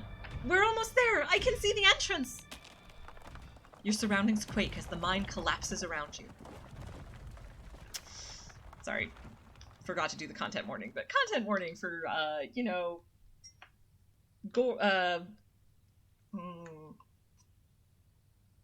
yeah, we'll call it gore, and also children in peril, children in danger. And now child amputation's gonna come up too. But that's not till later. Sorry for the pause for the content warnings. All right. I'm gonna turn the volume back down. I did turn it up a little to be dramatic. And then the knocking fades, and you feel safe, having arrived back at the entrance in one piece. Becca. What the fuck? What the fuck? Alexis. Rosalina, are you okay? Becca. Clearly she's not okay, idiot! Alexis. Shut up, Becca! It was your idea to go down there in the first place! This is your fault! Rosalina. This really hurts. Stella and Kanika pop their heads through the mine entrance. I feel bad for Rosalina, but oh my gosh, look how cute Gretchen is right there. Precious. Stella. I think I hear voices in there. Oh my god! Kanika. Rosalina, can you hear me? We're going to get you out of here, okay? Stella already called an ambulance. Oh no, Becca. But, that means cops are gonna come. They're gonna know I've been drinking. They're gonna know we went in there to drink, right? Alexis. Becca, that doesn't matter! Becca. If my dad finds out, he'll kill me! He can't know! In a panic, Becca runs for the entrance and pushes her way through. Alexis. Don't worry about her, Rosalina. She's being an asshole. Kanika. One of us should wait by the gate to make sure they can find us up here. Stella. I'm going to go get Tabby. Kanika. Alright, I'll go down to the gate. Rosalina, I'm so sorry. I'll be back soon. We're gonna get you out of here, and you're gonna be just fine, okay? Max and Alexis will keep you safe until then. Gretchen. Aw, and Gretchen will be there for you too.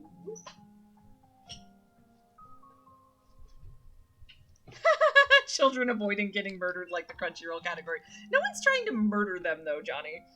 Just children trying to avoid getting caught in the aftermath of their dumb mistakes.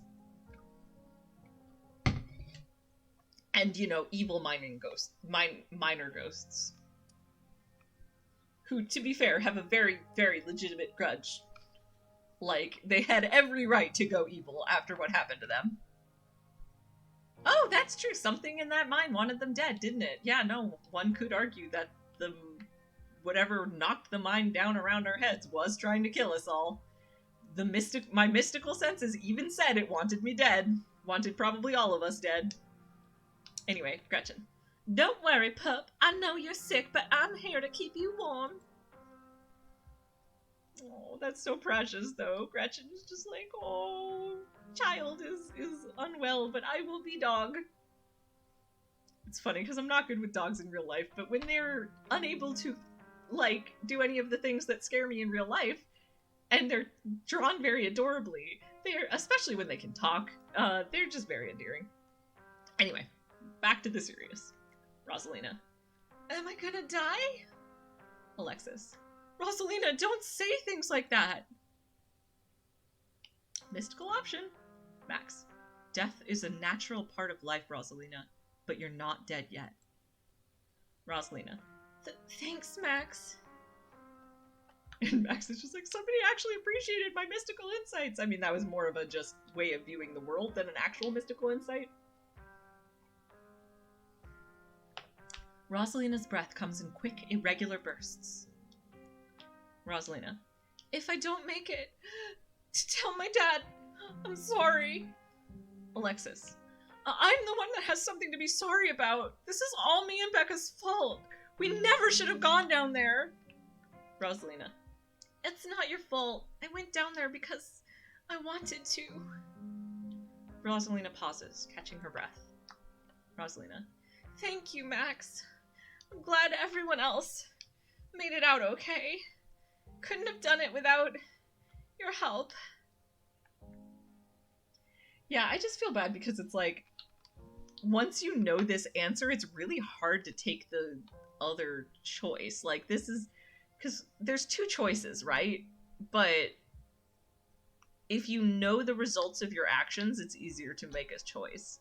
Which is why I like to roleplay my characters and be like, they won't, and assume that they won't know the consequences one way or the other. Like, Mac, in this case, like, you know, Quinn, my Dembo, had no question. She was gonna go, they were going to go after the kids because that's what, you know, Dembo archetype does, is save people and stuff. And my Karen character, that's no question, she's not doing shit. She's getting herself out of Dodge. I don't even know how Karen's gonna end up all the way in this mine. Other than the mystical pole, I guess. And, like, Max, I think, if Tabitha had been there, might have left. And in fact, on my good cousin run, I'm actually considering, because, like, when Tabitha comes with you, she's very insistent, like, that is the sound of a mine collapse. The best thing we can do for those kids is get out so we can get them help. And to be fair, we still don't know what has happened. Well, like, the game has not yet revealed if, the results of leaving the other two down there. But Rosalina's fine. So it's possible that by doing that you will get out with everyone being fine, but you don't know yet.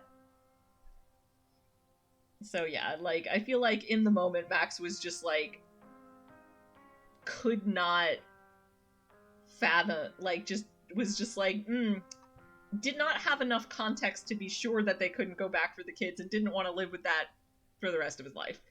But, you know, it's possible that on my good cousin run I might actually end up doing the, like, just believing Tabitha when she says that we gotta get the fuck out. Oh wait, on my good cousin run that won't matter because I have keen eye and that's the way you avoid this choice. So, haha, no problems. That won't be a thing either way. Oh man. Oh, that's fine. I was like, does that mean I don't have a route where I make the other choice? Because I like having I have 4 routes, so I like making the choices as different as possible, but then I remembered obviously Karen will leave the kids behind, so there we go, problem solved. Alright.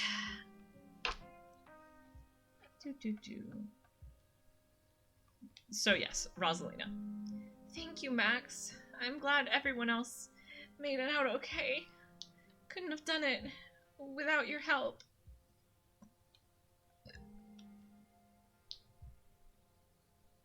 Oh man, none of these things. Max doesn't want to say any of these things. Why isn't there a remain silent option?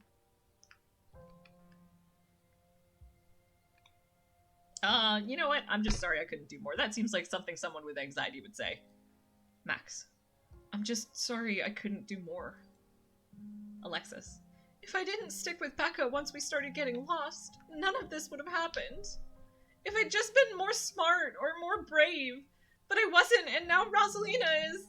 It's just not fair. You're the nicest person I know, Rosalina. It's not fair that this happened to you, and I'm so sorry. Rosalina. It's okay, Alexis. It's okay. Alexis. I can't believe you're the one comforting me. Rosalina? Can you hear me? Rosalina.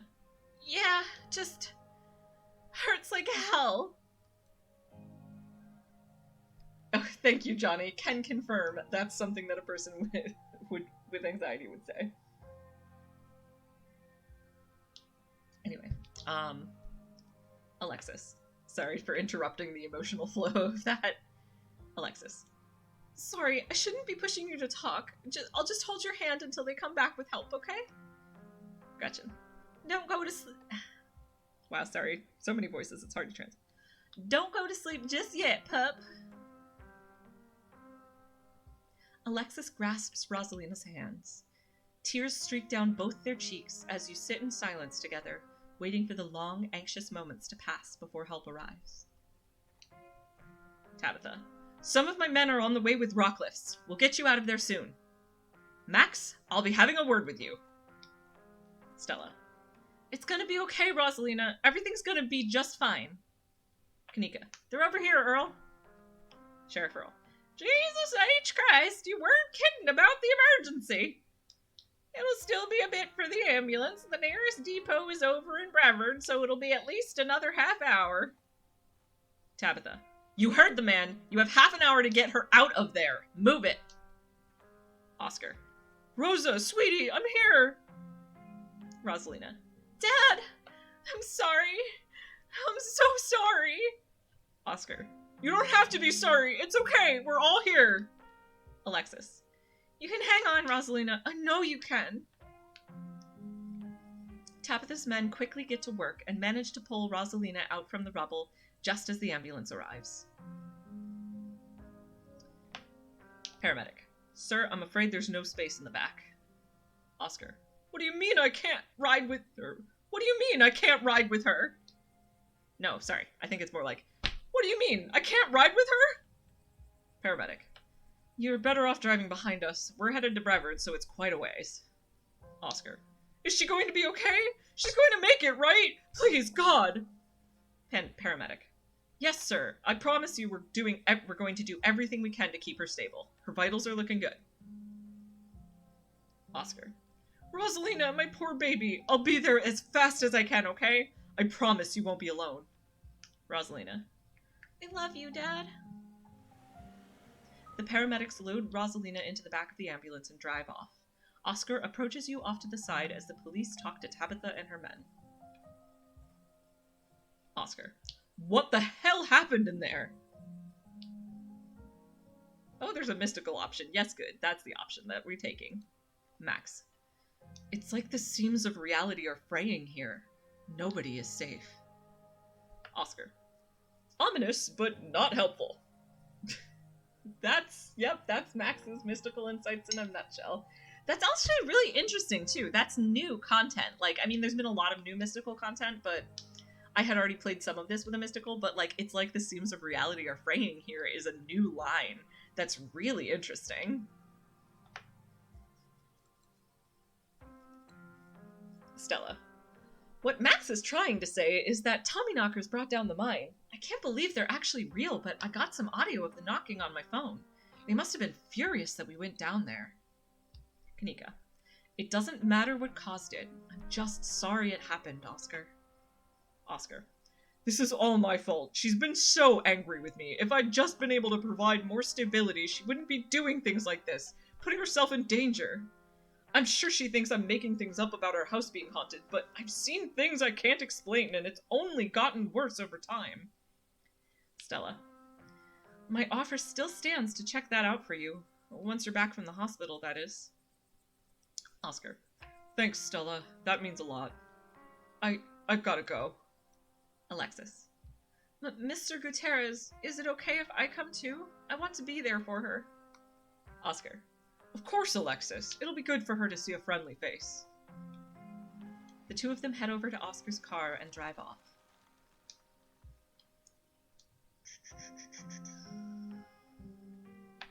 Alright, I feel like Max is like, I should say something. Max, do you think Rosalina is going to be okay? Stella. The paramedics said she was stable. Oh, that was the Stella pretending she's fine when she's not fine face. Kanika. She's a tough kid. She'll be okay. Yeah, I'm like, Max is probably, even he is feeling emotional enough to say some words now that are not just mystical or talk to animals. But not a lot of them, so... Like, the do you think she'll be okay is a good one. And then I also think he probably feels obligated to mention the vision. In fact, look at that option being mystical. Max. There was a stone carving on the wall of that pit. It gave me some sort of vision. I saw what happened to this place. The Scarlets caused the old collapse. Charles Shaw was set up. Stella. No way! Dude was a monster. Kanika. I mean, the Scarlets were monsters too. They still are. What am I saying? I don't believe in visions. Whatever you saw was probably just autosuggestion. Stella.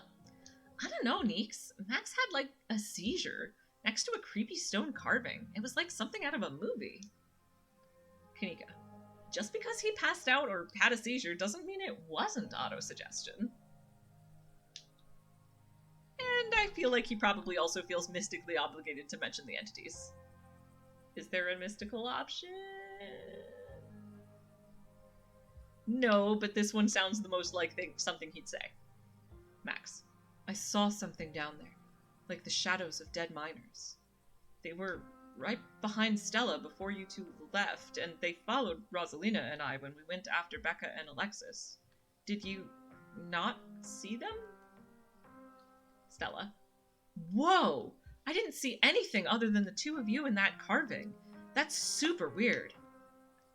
Kanika, I don't want to doubt what you experienced, and I couldn't see anything down in that pit, but you might have just been primed to see things.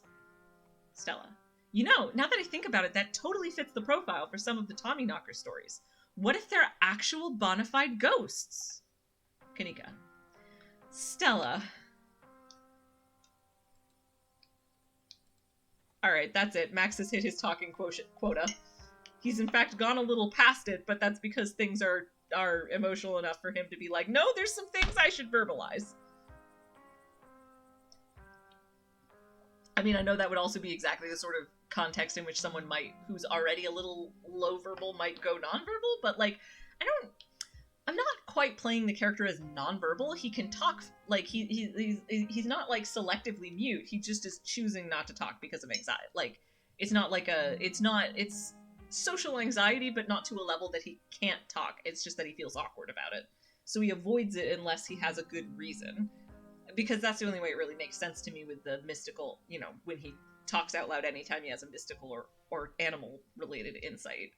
So yeah, it's basically, he only says things when he feels a strong need to, because otherwise talking is hard. So I think it's more, it just costs him a lot of spoons to be like, conversational. Tabitha.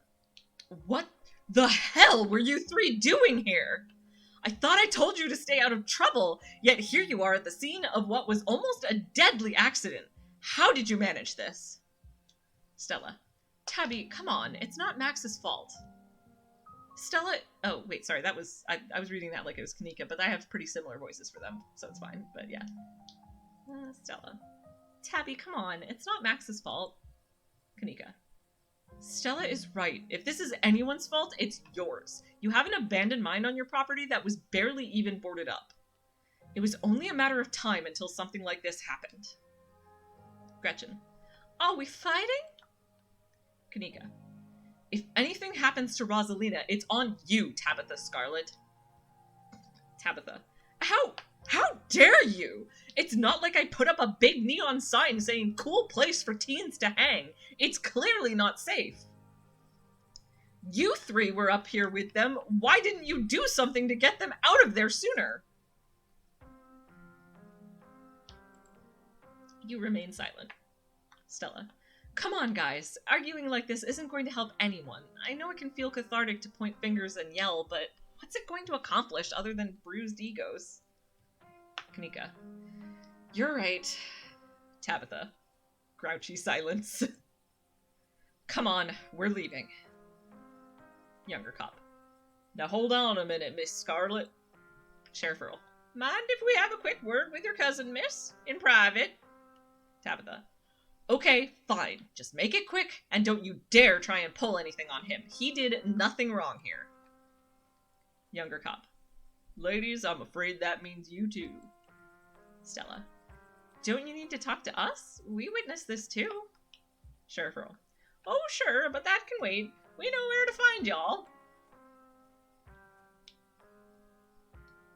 Sheriff Earl. What a coincidence running into you 2 nights in a row. This is my colleague, Deputy Derrickson. Deputy Derrickson. Pleased to meet you, Max.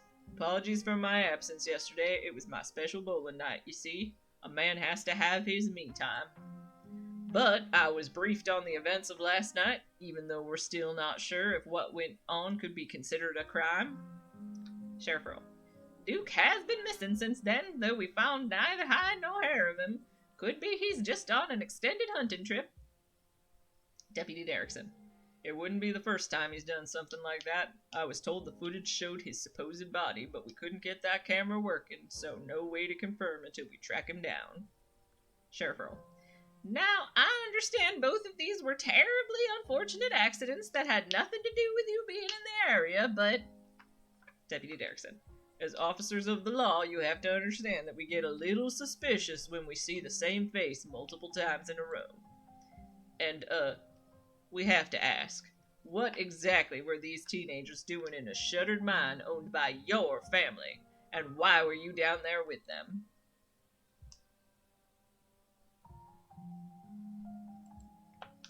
remain silent as the cops exchange an awkward glance. Deputy Derrickson. He's probably still in shock. To be fair, they're not wrong. That's a reasonable estimation, because I'm just like, Max could say this place is haunted, but I actually think he's just like, I have no idea what I can say to these cops that will make them be less suspicious of me or help in any way. It's better to just not say anything at all. Sheriff Earl. Can't say I'd blame him after having an evening like this. Deputy Derrickson. Perhaps it'd be best to touch base in the morning. See where your head's at after you've gotten some rest. Sheriff Earl. From here on out, Max, you should do your best to stay out of trouble. No more isolated trails in the woods or abandoned mines, you hear? It's asking for trouble. Deputy Derrickson. Wouldn't want to see you on any of our other calls this week. Have a good one, Max. Deputy Derrickson tips his hat to you. The two officers wander back towards the mine, Derrickson taking notes as they examine the scene. I actually love that I got through that entire exchange without uttering a single word. You make your way towards Stella and Kanika. Stella.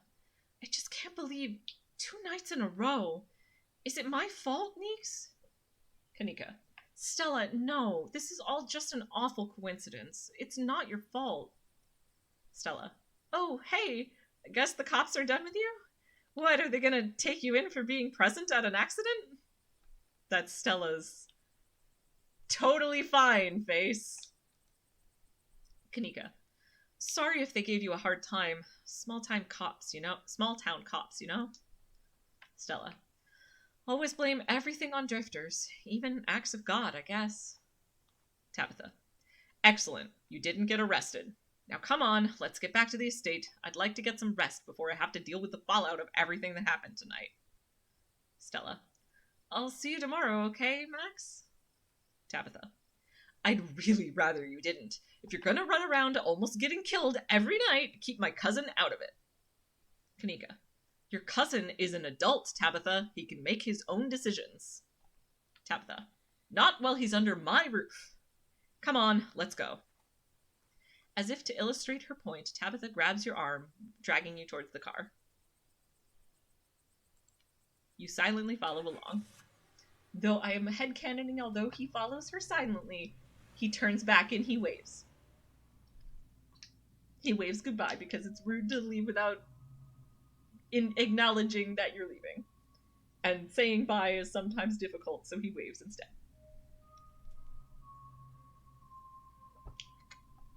Tabitha doesn't say a word as the car cuts along the darkened road. You try to keep an eye on the surrounding wilderness as she drives, wary of what might lurk behind the tree line. Ride in silence. Your eyes wander back to the tree line as you and Tabitha slink back into silence.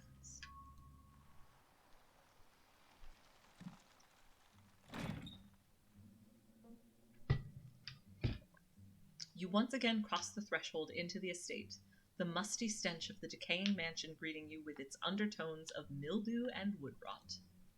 Tabitha. Well, this day was a lot more stressful than it needed to be, and I'm sure it's the precursor to a horrifically stressful week. I'm going to bed. I suggest you do the same. I'll see you in the morning. Tabitha turns and makes her way up the stairs, her posture defeated. Turn in. You head up to your room to turn in. You collapse in Tabitha's dusty guest bed, your head empty of thoughts. After your time in the Shaw mine, you barely even notice the dust. Your phone buzzes on the table. Kanika. Y'all, these are those things, right? Kanika sends a pair of ditchlings by the side of the road. Stella. I saw them again, too. Another picture, this time of them staring from a tree. So many little dudes. Kanika. WTF! These things are definitely not hairless monkeys or raccoons or whatever. I don't know what the hell they are. Stella. I guess there's more to them being here than the mine collapse. Kanika. No way I'm sleeping tonight. You think about looking out the guest room window, but at this point, you're too exhausted to leave your bed. The adrenaline from this evening is finally wearing off, replaced by a creeping exhaustion that threatens to overwhelm you. Your limbs feel heavy, your eyelids slipping down over your eyes, even as you stare down at the ominous pictures on your phone. If it weren't for the pit of dread balling in your stomach, you would almost feel comfortable as you settle in between the covers, your tired bones sinking into the decrepit mattress. When you close your eyes, you see Rosalina's face, twisted with pain, staring up at you with tear-streaked cheeks, trapped by powers beyond her control, terrified of what her now uncertain future would hold. Your eyes shoot back open, your heart pounding as the door to your room swings open. Just the cat. It's always just the cat. Foo-foo. Don't read into this. The woman kicked me out. Just wanted a warm place to sleep. It's nice to see a living being, even one as unfriendly as Tabitha's cat. The comfort of her presence sets your mind at ease, and you finally slip into a deep sleep. And now we're at the finale animation. Spoopy. So Johnny, are you streaming tomorrow or no? If you're still here. Because we'll definitely get to this same point if you are. Aw, Tabitha, having a rough time. I'm pretty confident that Dustin's two humans, Tabitha is the one that cries at night. Okay, Johnny, just let me know. I'm available all day tomorrow, so. Oh, actually, no, that's not entirely true. I have a thing that I will also be doing. I might be able to do both at the same time, though, so just let me know when you're doing the thing. Yes. So yes, anyway, those were the end of Chapter 2 animations, and that is Chapter 2 of the Silent Max run. So it will save here. And I will not be doing much streaming at all next week because I will be very busy. I'll probably still do my Friday afternoon stream, but like Friday evening and weekend are all busy. As is Monday actually, but so yeah.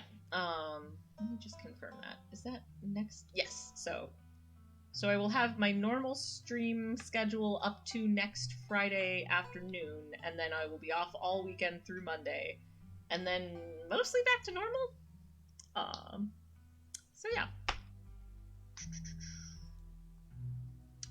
Yeah, thank you so much to Pao and Johnny One Take for hanging out and watching the stream, and thank you anyone else who might have been lurking, and thank you anyone who's watching this later. I hope you were enjoying my many wacky concept runs for Scarlet Hollow. I have a lot of feelings about this game, and a lot of thoughts and feelings, and a lot of runs that I want to do, and a lot of fun character concepts to go through.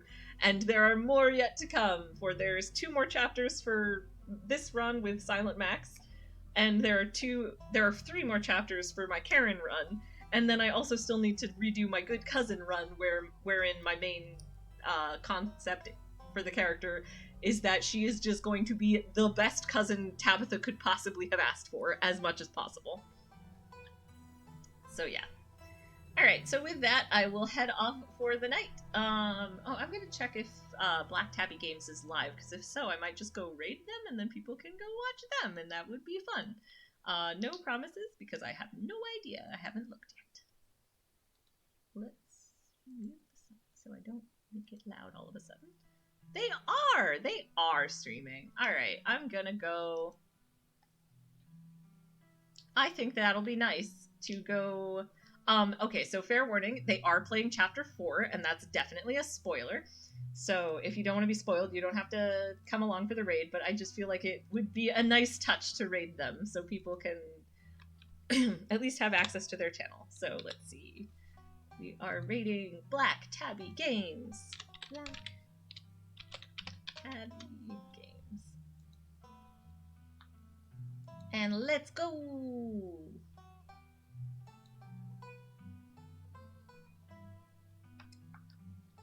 Alright, and I will go be watching that myself. And this time I will remember to turn off the stream.